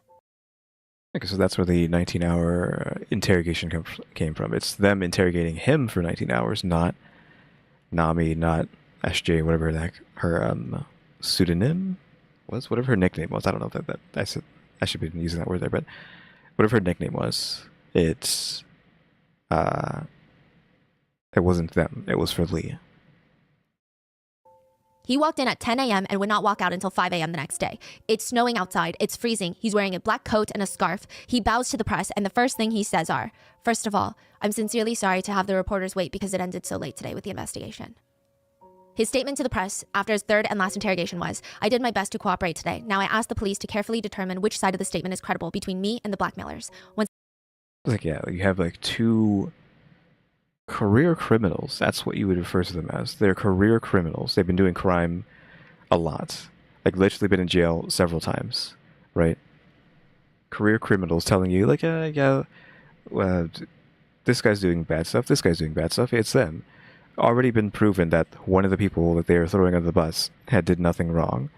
And you refuse to let him go because you just want the fame and I guess potential fortune. I don't know if fortune's gonna come out. You just want the fame to be like, I was the guy who busted so-and-so. That was me. Once again, I'm sorry to keep you guys all waiting this late. I mean, there's so much wrong with this. In South Korea, you're not... But yeah, like 20 hours being interrogated probably does a number on you, right? Once again, I'm sorry to keep you guys all waiting this late. I mean, there's so much wrong with this. In South Korea, you're not allowed to interrogate someone between 9 p.m. to 6 a.m. to safeguard 9 p.m. to 6 a.m. Okay. Their human rights. But the police stated that they received consent from Lee, so they're fine. The police argued, but he consented. I feel like if it's the law that you're not allowed to do something, I feel it shouldn't matter if they say, yeah, it's fine. You're still breaking the law, even if they say, yeah, I'll do it, right? Because like, easy example, someone tells you to kill them. So you kill them. Just because they consented to you killing them doesn't mean you get to kill them. Question mark? Just, hello? But like, I don't think he really had a choice here. Yeah. Can you imagine? Yeah, plus the peer pressure of being in a police station with cops. Like, you're going to be intimidated into doing what they tell you to, right? On top of that, not just the fact that, again, it doesn't matter if he said it's fine. He could have got coerced into saying it's fine. And, again, it's against the law. If you reject that, can you imagine? That would be like career death instantly. Yeah. Yeah. But there's a reason that it's not advised that police conduct long investigations. It's stated on average. I think the exhaustion, well, I think she's going to say something like the exhaustion of just being sitting there forever can give you false positives or whatever. Like they'll just tell you whatever you want if you just sit there long enough. People who falsely confessed to crimes that they did not commit were interrogated for around 16.9 hours before they admitted to that crime. That's yeah, if like you push someone long enough, they'll just break you even if they didn't do anything. Typically the threshold. Also, side note, but not really because this is so strange, but they made him take mugshots every time he came in for an interrogation. So they might have pushed for 19 hours just because maybe they knew what the average of how long it takes to break somebody, even if they didn't do anything. Like they know the average it takes a person to break to admit to doing something they didn't do. So that's why they were like, okay, 19 hours, we can force him and we can be famous. We can finally get it, right? Fists in the air, we did it. We made a man admit to something he didn't do. They also refused to let him use the underground parking lot when coming in. Usually high-profile people are allowed because you don't want too much of a media circus for the integrity of the investigation and for the safety of the parties involved. But no, the police wanted it as public as possible. They basically wanted him to have a perp walk.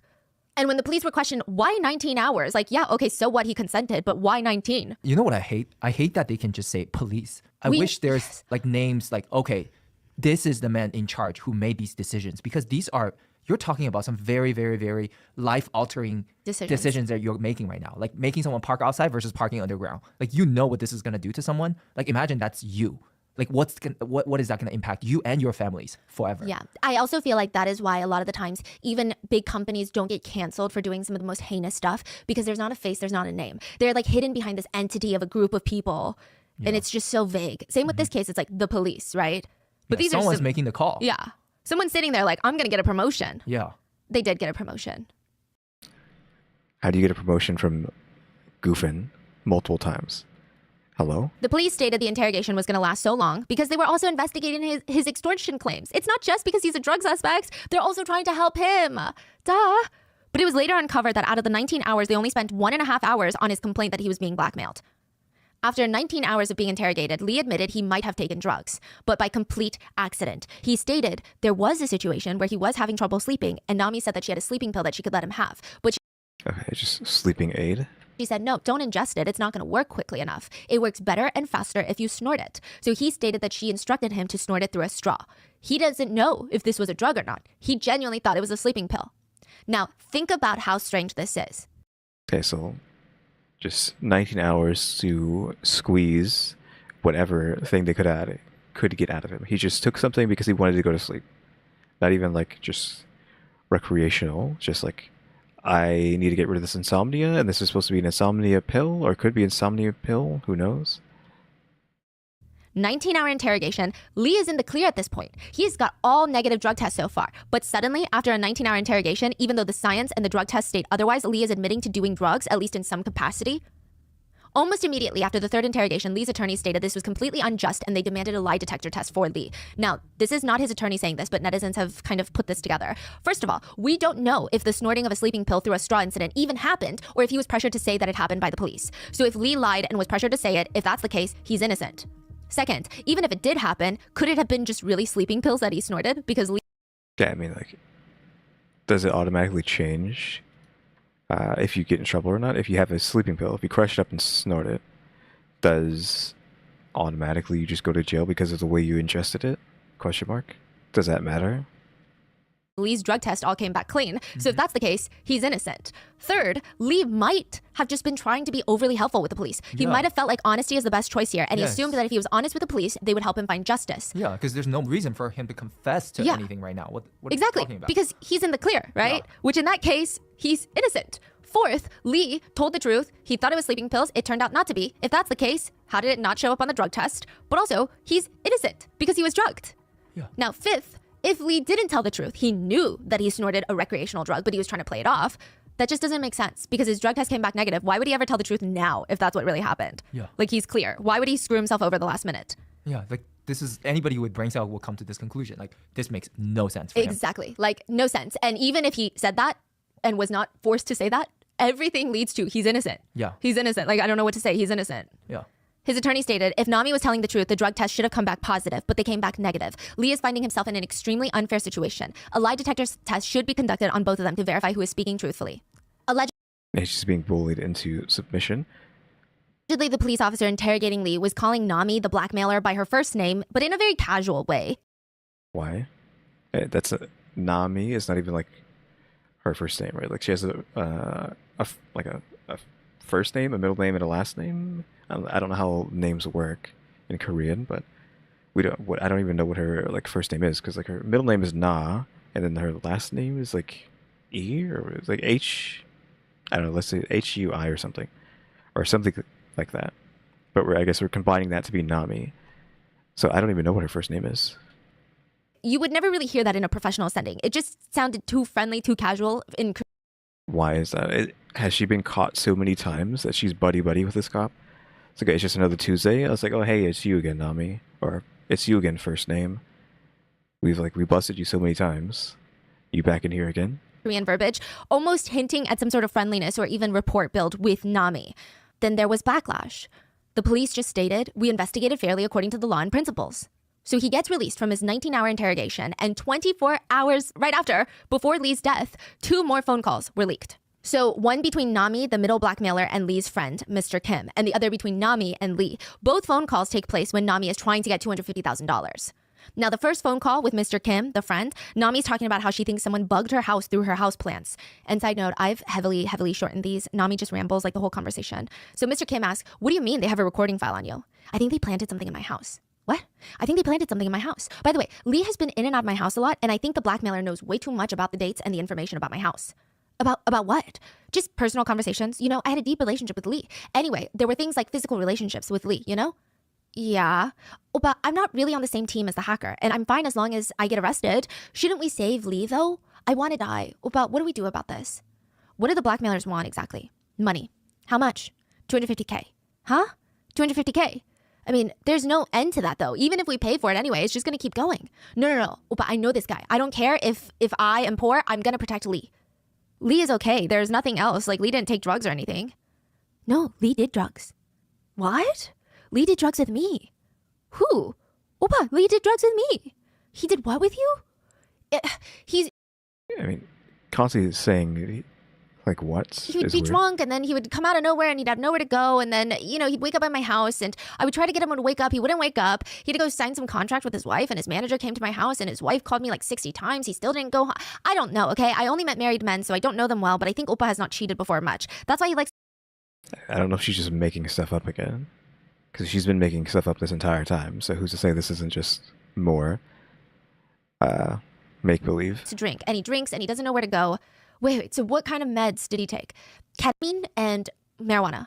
I have a pro athlete friend who is doing a doping test right now. It's very accurate. So I did one yesterday, and I knew that there was a lot of cannabis in my body, but Leopo was drunk, and he asked me, do you guys have meds? Do you guys have drugs? So I gave it to him out of curiosity. Yeah, we met a little bit deeper than you thought. He often drinks at home and then doesn't have a place to go, so he would ask to come here, and then he would keep asking for some drugs. He'd be like, do you have drugs? And then I would give him Viagra. Anyway, I tried... What? That's not... What kind of statement is that? Just like, oh yeah, I gave him this. Anyways, first of all, like, why would you even take that for just anything? Other than, like, what it's used for, right? I know there's other uses for it too, I forgot what. So it just... Does it just, like, open up, like, the blood flow in your entire body or something like that? So if you have, like, some sort of medical condition, you have issues with blood flow, it might actually help with that, or something like that. Something that doesn't have to do with what you think it has to do with. But in this case, like, why would she just say that? That doesn't make any sense. Tried the doping test, and it's really accurate. Like, you can even tell what kind of diet that you have. Oh my god. Look, Oppa, I can go to prison because it's my fault, but shouldn't we try to protect Lee? Why does she keep saying that? Like, yeah. So manipulative. If someone is recording in your home right now, then that means you know them. Hwang Hana, the milk chaebol. But I never did drugs with her, I swear. But somehow I got involved. Listen, if we don't prepare the $250,000 by Wednesday, they're going to leak it to the media. So you're saying that your drug tests come back and there's no drugs in your system? No drugs in my system. Then Lee would not have drugs in his system. It's in his hair. Oh, it's in his hair. But you said you didn't have any, though. I bleached my hair 7 times, and I also didn't do drugs that many times. The conversation is just really bizarre. Some netizens feel like it confirms Lee wasn't doing drugs, because even his close friend Mr. Kim seems surprised at the mention that he does drugs, and Nami keeps telling him that he's doing drugs. Like, it's just kind of weird. It's like she's trying to gaslight him into thinking that Lee does drugs. Now, the second phone conversation that was leaked between Lee and Nami, he's at golf practice, and Nami's just acting incredibly stressed. Lee already knows about the blackmailer and the hacking and all of that, but she's just trying to talk in circles and get more money out of him. She wants $250,000. And at a lot of parts in the conversation, Lee sounds like he's really doubting her whole story about being hacked. She says she's, like, hacked multiple times. Her phone was robbed. It's just a lot. And now here's what's interesting. In this phone conversation with Lee, she doesn't bring up the fact that they did drugs. She's... Right, of course, because, like, why would she if she knows he hasn't done drugs? Like, he knows he hasn't done drugs. Not like, remember? You would come over when you're drunk, and then you'd be like, do you have pills? She would just cryptically say things like, you did something with me because you were drunk. And Lee sounds confused. He's like, what? She keeps mentioning and hinting at the hacker and, like, they need the money because there might be drugs in his, like just hinting at it. Never really says it. Yeah, see, that's like she's trying to gaslight him yeah. now. Like almost like, you don't remember because you were drunk. Yeah. Nami just spends the whole conversation trying to convince him to give her the $250K for the blackmailer. And side note, another thing that makes this whole thing so much more sad is one text message sent by Nami to Lee. A lot of netizens think that this proves that he didn't do drugs. This is when she's trying to convince him to give her the blackmail money. She texts him, "Oppa, just tell me yes or no for the money. It's so simple. I get you're tired, but right now my life is paralyzing. I didn't know that people around me that were near me were so evil. When that fuck mentioned your name, my heart started racing. Even the simple fact that you will know that I did drugs is so embarrassing. So I just wanted to hide it. That's why I just told you to just leave." She's saying that you will be embarrassed of me doing drugs. Yeah, like I would be so embarrassed if you found out that I did drugs. Yeah, that Yeah. means he probably doesn't like drugs. Yeah, he probably doesn't do drugs. Otherwise, he'd be like, "You do drugs? That's fine. Me too." Exactly. It's very interesting. So how long was she hiding the fact that she did drugs from Lee then? Because it means she's making it seem like they hang out like all the time, right? If they hang out all the time, he would know that she does drugs. But that obviously sentence implies that he doesn't know that. And if he did know that, he wouldn't want to be hanging out with her. Or possibly not even wanting to be with her because we're trying to create this narrative that he's trying to make her his mistress or something and whatnot. So, I mean, that's kind of incriminating, right? Now, these phone calls were released just a day before Lee's death, and I felt like it was more favorable to him. It proved that he was being blackmailed. Other than the conversation with Mr. Kim, which is just, again, Nami talking about Lee doing drugs, providing zero evidence, there's nothing, like really nothing. But the media, the public, they did not care. They used these phone call leaks to further their narrative that Lee was absolutely guilty of drugs. Maybe that, like, they're talking about drug tests, so maybe he found a way to hack the drug test. One comment reads, "One of the reasons why drugs are so rampant in our country is because the punishment is weak. Similar to China, we should impose life imprisonment or the death penalty." Death penalty or life? Really? What do you mean it's weak? Isn't that literally the only thing that their country cares about? Question mark is drugs? What do you mean like it's so weak? I mean, I guess like maybe it's only a few years. Also, I didn't realize that China gives death for drug usage? Question mark. It can't just be for drug usage. Like selling, I could see them doing maybe, but like really, death penalty for using? Question mark. Again, there's the whole notion that people doing drugs are victims and they should be helped, not thrown into prison. Apparently, murdered for doing drugs in China? Question mark. The same day the phone calls were released, 24 hours before Lee's death, the government announced a whole group of promotions for police officers, including some investigators working directly on Lee's case. They were being promoted. December 27th, 2023, around 10:12 a.m., Lee's manager went to stop by his place because he hasn't been able to get in contact with Lee all night. He was starting to get nervous. He let himself in and saw that Lee was not there. Okay, so where's the wife in all this? Because I feel like that's a big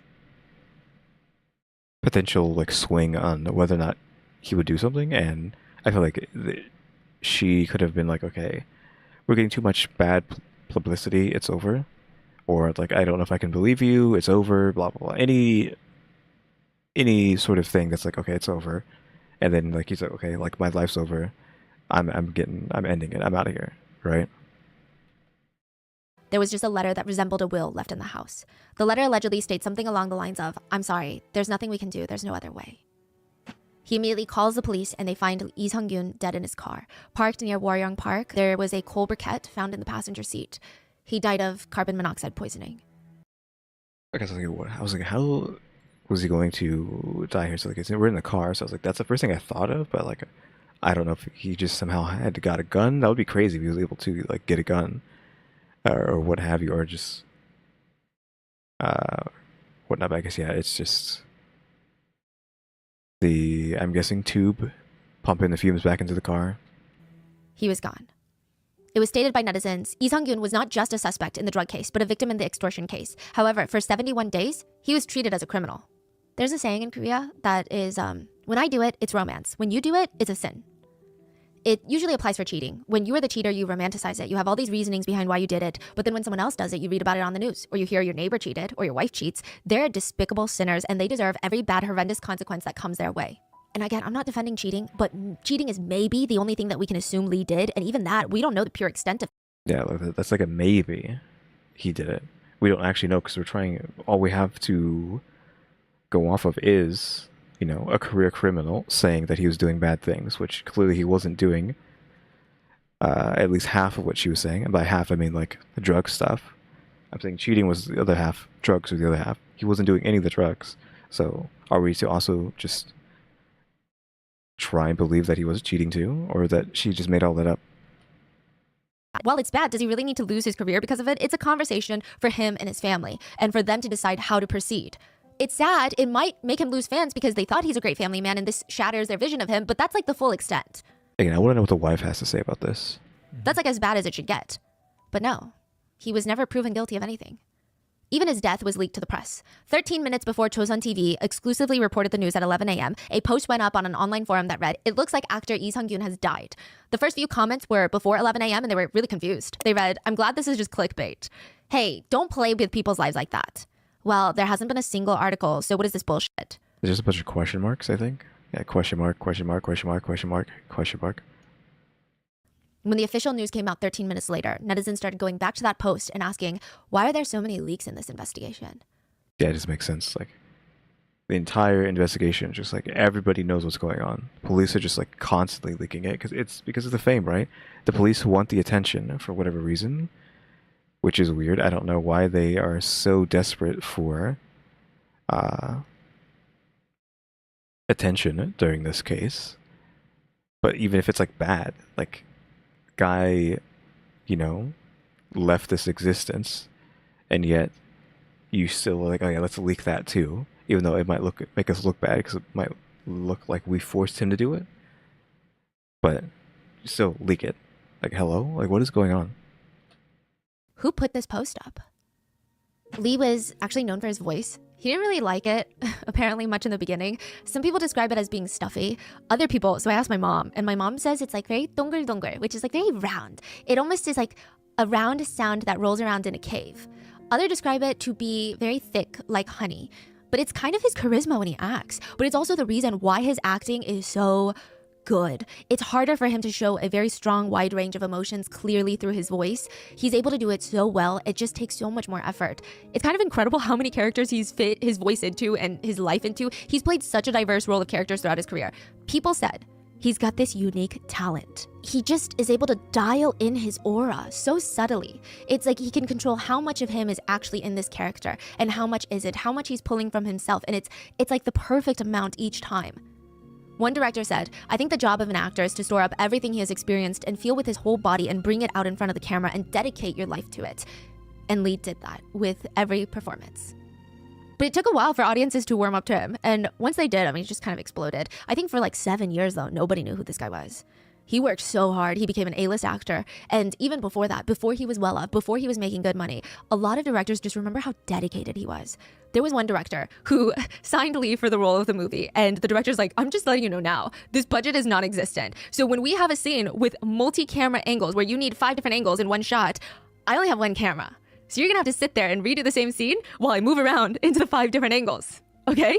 And he's like, that's fine. Like, he never complained. He was described as being the A-list actor, even when he made it, to show up to these tiny events that his friends were hosting, while all of his peers are like, well, I can't go because the appearance fee and this and that. He would just show up for free. And even before he made it, before he had money, he would get all of his junior actors and co-stars together and he would buy all their meals. He would also, this is when he barely has a job.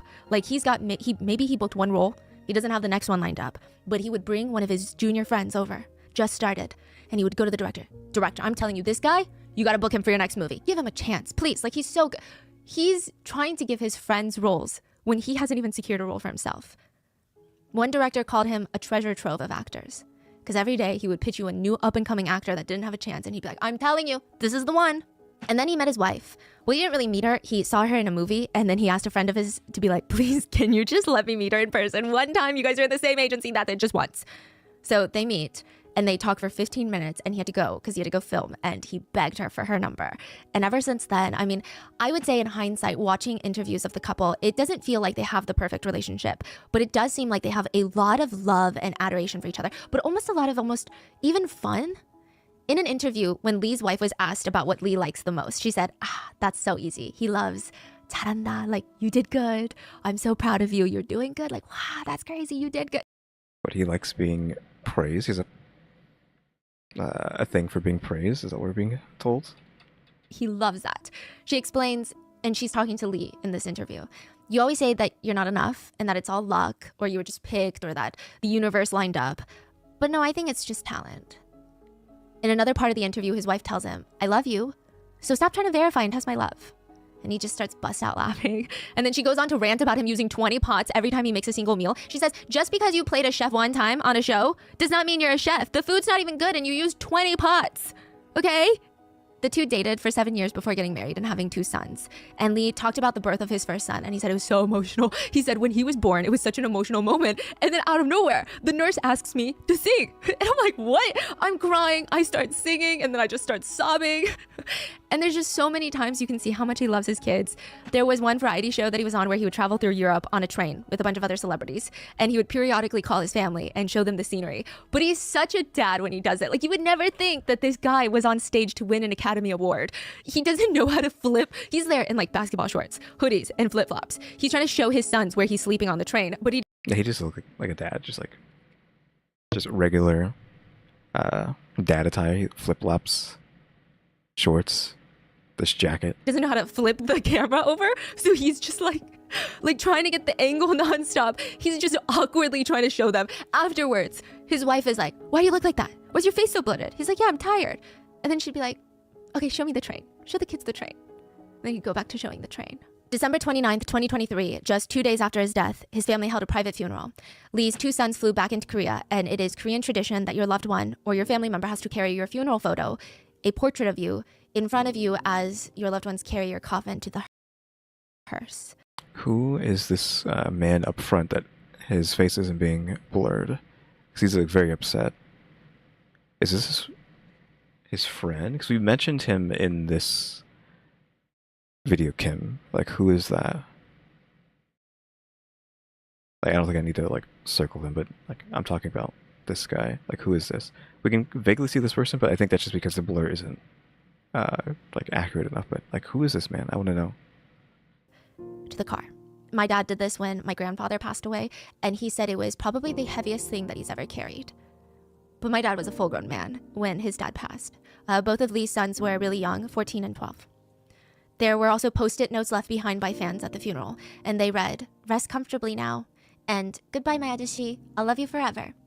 At the SBS Drama Awards that was hosted that very night of his funeral, everyone came, but netizens said there was a shift in the air. There was almost this contained, controlled anger running through everyone there. Anger and sadness. Hwaza had rehearsed 2 of her new biggest songs, Chili and I Love My Body. But in a single day, she changed her entire set and outfit, and she sang her song LMM, dedicated to Lee. The song is about breaking free and trying to face adversity and still have hope. The lyrics go, like the world is gonna end, the sun sets, into the long darkness, it feels like we're gonna get thrown away. Even if we try to make more, we're still just hanging around the same place. But flowers bloom even in the falling rain. One of Lee's friends won an award, and he had just spent the earlier part of the day at Lee's funeral, and now he's at this award ceremony, and he went up on stage and he said, "Today is the day that I sent my brother to heaven, and today is also the day that I won this award. So I dedicate this to you in heaven, who has always been very serious about acting." 수상 소감보다는 그냥 편지를 하나 쓰고 싶네요. 이제 더 이상 아픔도 걱정거리도 없는 평안한 세상에서 편하게 쉬길 빌겠습니다. 오늘 너를 하늘나라로 보낸 날인데 형이 상을 받았다. 언제나 연기에 늘 진심이었던 하늘에 있는 너한테 이 상을 바친다. 잘 가라 동생. Now, it was very quick for the police to be able to track SJ as the main blackmailer. SJ was not that tech savvy. She wasn't hidden well. I mean, she was arrested the day after Lee's death on December. Oh, so they didn't even have her. I'm like, I was expecting them to have her this entire time, but no. Like, literally, they just had Nami, and they're just listening to Nami just, snake in their ear, as we were referring to her earlier. Like, snake in the ear, just feeding them poison. The police poison him. And now, after he's dead, now finally, I think it's been like months, that this has been going on, and then now finally that he's gone, like, oh yeah, now we found SJ. Again, do your job. I don't know how it took them so long to find her. After all that. Also, I didn't read that just so it was so it could keep its impact. I don't know if I should have read what he was saying. I usually just read it so that people who aren't actually watching this, who are just listening, can know what's being said. I don't know if I should go back and like read it, what he was saying. I mean, we've already watched it once uncontested. Maybe I should just read it before we move on.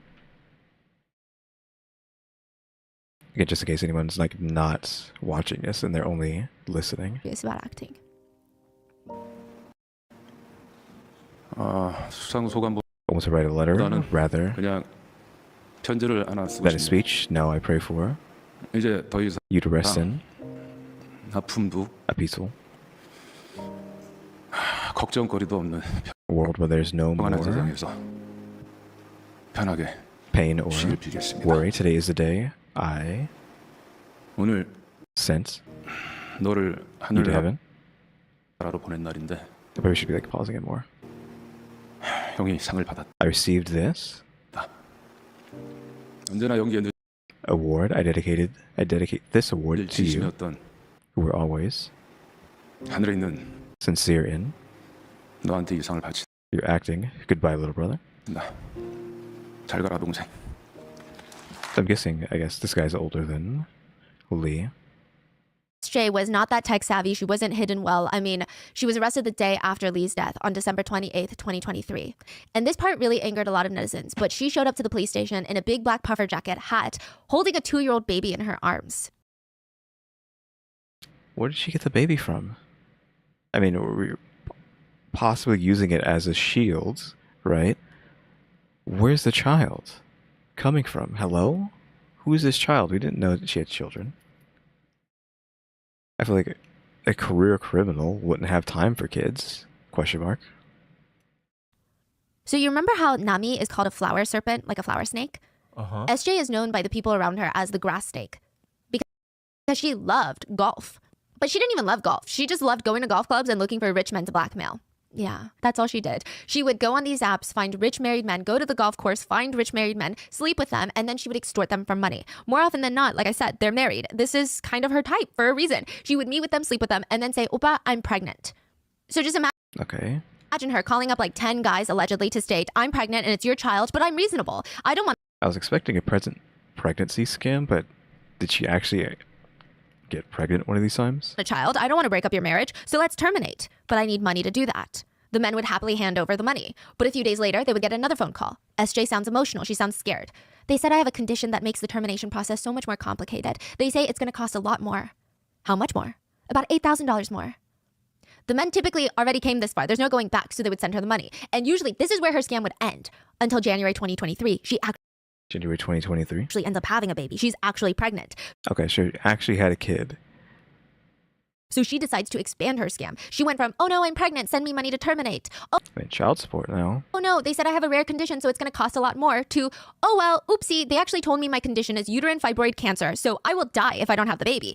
Anyway, I gave birth and it's yours. It's your baby, so pay me child support." Can she prove that? Like, is she just saying this to like a billion different guys? Like, hey, I had a child. Like, it was one of y'all. But she's not telling them. It's like, oh, yeah, it's yours, child. Just telling this to like a billion different people so she can get as much money as possible. At one point, she was collecting child support from 5 different men for... What did I say? I knew she was going to say this to multiple people to get as much money as possible. So who even knows if she knows whose child it actually is? She just knows she had a child and she knows she's just like scamming like this constantly. So she could just get as much money out of multiple people as possible. Multiple child support. Well, fake child support, because I'm assuming it's not going through the court. They're just giving her money under the table. Though I don't know how you get away with that with, tax. Like, is she just doing tax evasion too from getting all this money from multiple men? Is she just saying on her form, yeah, so-and-so gave me this much money as a gift? There's no way she's saying so-and-so, like 50 guys are giving me money for this one child. That's not going to fly. a child that she didn't even want to take care of. It's alleged that SJ would get so excited to party that she would just drop her baby off at random people's houses and leave. She would not come back for days to get that baby. She was just so bizarre. Like, everything about this was bizarre. And a lot of netizens felt like the craziest aspect about this case in terms of SJ was, I mean, all of this was for Porsche. Not really, but kind of. She really wanted a Porsche Taycan. What? Yeah. SJ wanted to scam people and blackmail Nami so that she could just drive nice cars. It's So this entire Lee scam, is that what we're saying right now? The entire scam that cost Lee his life was because she wanted to scam her quote-unquote best friend out of enough money so that she could buy a Porsche. What? Is that why she specifically wanted like $70-something thousand? I would assume a Porsche should be more than $70-something thousand, but I don't know. But yeah, like really, that's literally it for a stupid car. It's not like she was in desperate need of money to survive. SJ's dad is actually quite wealthy. He owns a big wild ginseng distribution business, and in a lot of Asian countries, ginseng can be upwards of like $1,500 a pound during high seasons. He bought her the apartment that she lives in. He bought her a luxury SUV to drive. He told her, these are your necessities. Anything outside of that, you're gonna have to earn because you're in your late 20s. Like, what is with them being career criminals but having rich parents? Your parents are literally taking care of you. Why are you committing crime? Why are you doing crime? Because you mentioned the other two earlier, like the other two girls who have nothing to really do with this case. They're trying to use them as like an excuse to say Lee is a bad guy because these two girls somehow got caught up into this, but actually have nothing to do with it. I'm not talking about Nami or Esther. I'm talking about the other two girls that are considered like what? Did they call one of them like the devil or Satan or something? And then the other one is also someone who just gotten into jail for drugs like 3 times or something. But like one of them or both of them had like rich parents. So it's like, why are y'all doing crime as when you don't even need to do this?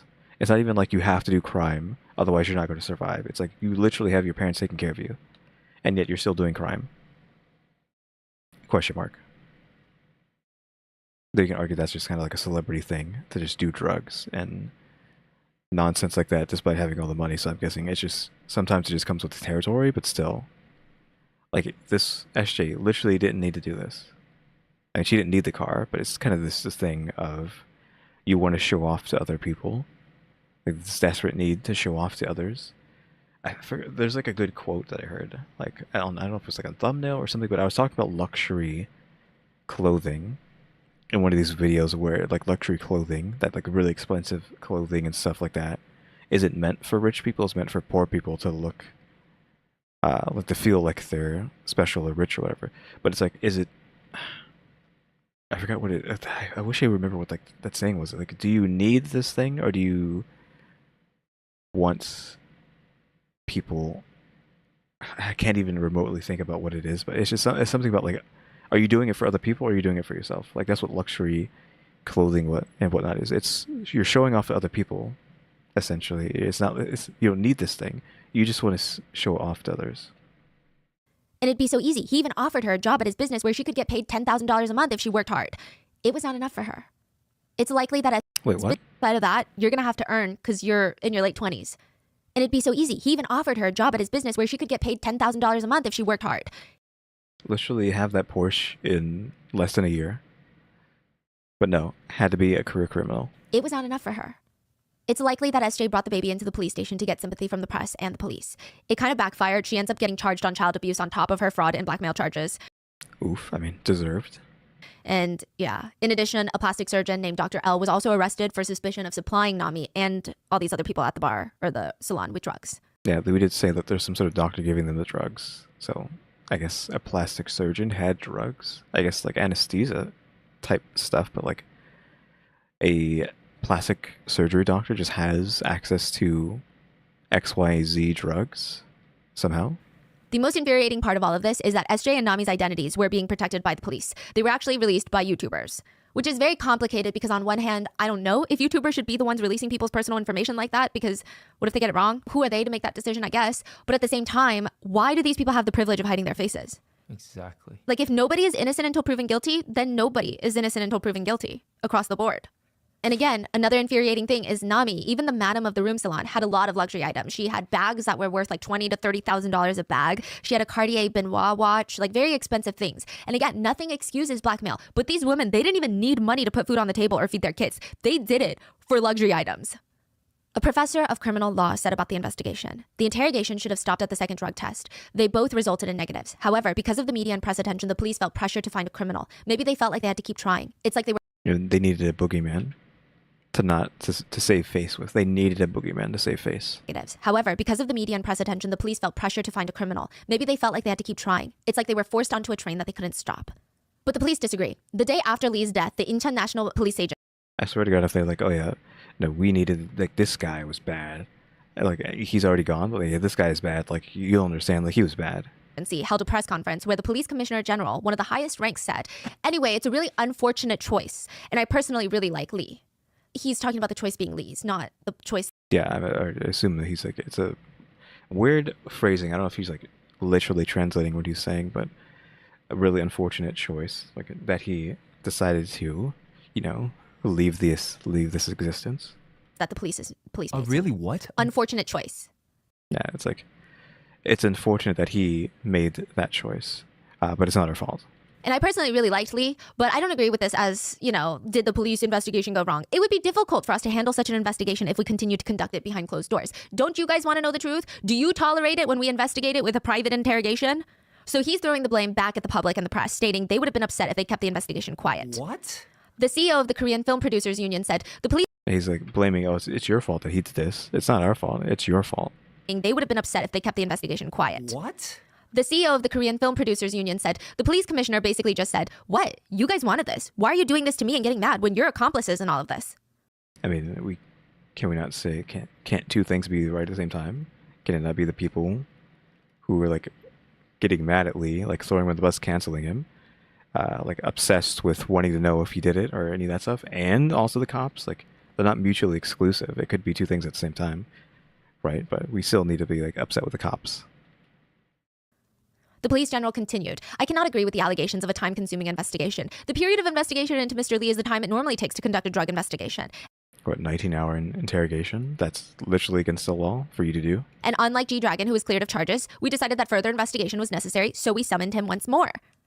To the very end, it seems like they will take zero responsibility. I feel like that's what always happens when we're doing these like Korean stories. Again, the corruption from the old dictatorship might still be in the veins of the cops there. That's what I keep saying. One netizen wrote, I don't know if that's like wrong to say or not, because again, no one's complained about me saying that, so maybe it's okay. Because I have gotten what I assume to be a K-pop stan actually write me a hate message in one of these videos, which I didn't see until the other day.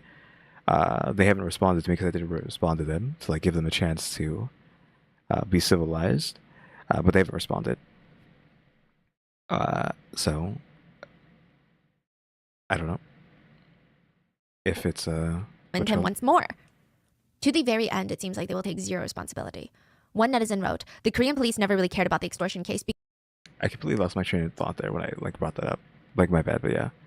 What was I even like getting at with that? Let's roll me back so I can remember. Cleared of charges, we decided that further investigation was necessary, so we summoned him once more. Oh yeah, the 19-hour interrogation thing. To the very end, it seems like they will take zero responsibility. One netizen wrote, the Korean police never really cared about the extortion case because they thought they were going to bag a high-profile celeb on drugs. Two high-profile celebs, actually. Neither of whom actually took any drugs. Oh yeah, it's like me saying the thing about the police, the police in Korea and like being slightly attached to the old dictatorship. Is what I was like. That's how we got to me talking about the K-pop stan. So how did I even get to that point? Yeah, people getting potentially mad at me saying that, like the K-pop stan before, but they didn't get mad at that. But I'm still like waiting for that to happen, like me saying that and getting someone to be upset about it. Like I'm worried, like now that we're back to like Korean stuff where K-pop is tangential, I'm wondering if I'll get like a hate message on this video. Like if that'll happen. Yeah, I tried to like explain to them like being a fan and being a stan are two different things. And you don't want to be a stan. A stan of anything is not okay. Again, they haven't responded, so maybe they're fine, or maybe they're just never gonna respond back. Which that's good too. Like I don't want to have to sit here and listen to someone being upset, but yeah. So now that we're back on Korean stuff that's tangentially related to K-pop, maybe I'll get another hate message that has to do with that. But again, I haven't got any hate about talking about the Korean police officers like this, so maybe people agree that maybe there's something up with them. seems like they're only interested now because they need to have something to show for this pathetically inept investigation, if you can even call it that.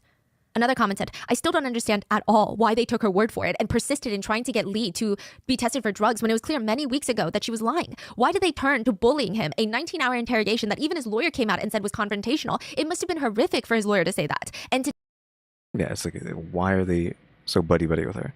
And they said that they're buddy-buddy with her because one of the cops on this case was like calling her by her first name, which shows like what? Familiarity, right?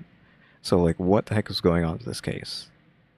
That we obviously just got done doing the Karen stuff and the ineptitude of the Massachusetts police force, ?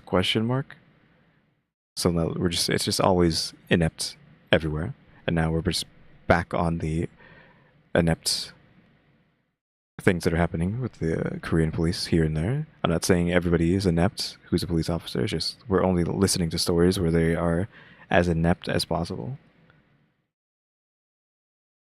to demand a polygraph test, he knew he wasn't going to be believed by anyone. Then the media came out with this sleeping pill straw story. The police and the media conspired to set up a lynch mob, and netizens delivered. Police corruption at its finest. That's what the comment reads. For Korean celebrities, even being questioned and cooperating with the police, which are typically seen as traits of a good civilian, someone who is willing to talk to the police and let them investigate, they get treated like criminals instead. It just ruins their reputation regardless of if they actually committed a crime or not. What is that called? I just remember that phrase. The courts of public opinion. There we go. That's what it's called. The court of public opinion are already going to make a assumption about somebody from the get-go, which is what happened to Lee here. The court of public opinion made their opinion from the get-go, and it's like his career's over. Like once they decide, like, oh yeah, it's over, you're over, right? So it's something you do have to be worried about. I'm guessing as a celebrity or just a public figure, is quote unquote the court of public opinion. Treated like criminals instead. It just ruins their reputation regardless of if they actually committed a crime or not. My dad said it actually went so beyond that. I was talking to my parents about it, and my dad was saying the clips of him being brought in to be questioned were played over and over and over again on all the news networks, nonstop. My dad's a huge news watcher, just nonstop. No news would develop, and they would just play that clip over and over and over and over and over again. Every day, nonstop. He wasn't even guilty, and he was being paraded around like some sort of criminal, like a circus criminal. Even Samuel, the guy that reported Nami to the police alongside SJ, said he regretted getting the police involved. He thought, first of all, I didn't even know celebrities were involved. I mean, involved, quote, involved. He thought he was just reporting Nami. And he said that he was so shocked because the person who did so many drugs and spread drugs to others is sitting right there. But they're like going after celebrities who didn't do anything. Is he also a career criminal? Because if he's just like a regular dude who just knows that she's bad, he probably does feel pretty bad. Because like he's just a dude. And it's like, oh, my actions potentially just... Well, not potentially. My actions cost this man his life when I was just kind of trying to help out my friend. Even though I know she's a bad person, they're still my friend, but like now my actions caused someone their life. And it's like, oof. Right? They're just bombarding them. It's like the criminal's sitting right in front of you. What are you talking about? One netizen stated, someone who had a long life ahead of them died, and that blood is on a lot of people's hands. The blackmailers, the police, the press, and us, the public. Who do you believe is the most at fault? The two women that blackmailed him and lit the torch, or the police that grabbed that torch from them and lit Lee's house on fire, or the press that made sure that the whole world saw Lee's burning house every second of every day, or the netizens that came to throw gasoline into the house from outside? That's what I was saying earlier. Like it doesn't have to be exclusive, right? It can be all things at once. And a big trigger point was... It's not mutually exclusive. The timing of all the leaked phone calls being released. The leaked phone call where he tells his mistress he likes her. I mean, the timing of that to overshadow his negative test results, it's just really bizarre. And also, what was the purpose? It's a private conversation between two parties, which, yeah, it's not the best look for him, but it's not illegal. So why is that worthy of a leak? Why is that more newsworthy? Netizens have stated at the very, very least, this is personality murder, reputation murder. One netizen asked, is Korea one of those hyper anti-drug countries? Is that why? And someone responded, yeah, but don't worry. They make up for it by being the country with the highest alcohol consumption in the world. I was wondering, like, what's going on with, like, alcohol? Because it is, like, you can argue it's a controlled substance, right? Well, it's a substance that alters your mind. Like, why else are so obsessed with drugs, other than the fact that it alters your mental state? When alcohol does the exact same thing, And though I don't know if what she just said is true, that Korea has like the highest alcohol consumption, that seems far-fetched, especially since I assume Korea is pretty small. Is it just like, I would assume that would be like a citation needed, it and their alcohol consumption is equal to the size of their country, right? It's the highest when compared to the country. Like obviously, like United States, there's so much more people, more alcohol is being drunk, but in proportion to the size and like amount of people who are there, it's only like a percentage. Like the percentage in Korea would be higher than America, even though technically more alcohol is being drunk in America. You have to downsize it or upsize it because one's smaller, one's bigger. G-Dragon posted a black screen with a white chrysanthemum on the day of Lee's funeral. He did not explicitly state why, but it's widely known in Korea that white chrysanthemums are reserved for mourning and grief. One netizen commented, regardless of what you think of G-Dragon, G-Dragon can relate with Lee. I mean, he was left alone by the company that helped raise him to the top, silence amongst industry friends, police pushing a hidden agenda, YouTubers, TikTokers, all going nuts, analyzing his speech patterns, his walks, his body language, preparing him up as some sort of grand lamb sacrifice alongside poor Lee Sung-gyun. And worst of all, they'll do it again to someone else sooner or later. In one of Lee's most iconic shows that he was in, it's called My Mister, there's a famous line in the ending scene where Lee goes, "Tian, are you at peace now?" What are your thoughts on this case? Let me know in the comments. I will see you guys on Sunday for the next episode. Okay, well, that was the Parasite case, I guess we can call it. Yeah, again, it's just obviously just messed up, as usual with these cases. Just people getting thrown on the bus and can't take it. Again, I wish we could have got like some testimony from the wife. Like, I want to know what, like how, I mean, I guess he just probably doesn't want to talk about it and is possibly upset because if her husband's like 100% innocent, that's doing probably a lot more damage to her than otherwise. Question mark. Like if he was a bad guy, I mean, even if he was bad, she still would be upset that he's gone, right? But let's just assume he was like innocent and everything was just like twisted, and now that she's just like without a husband, kids are without a father, etc., etc. Yeah, it's an unfortunate circumstances here.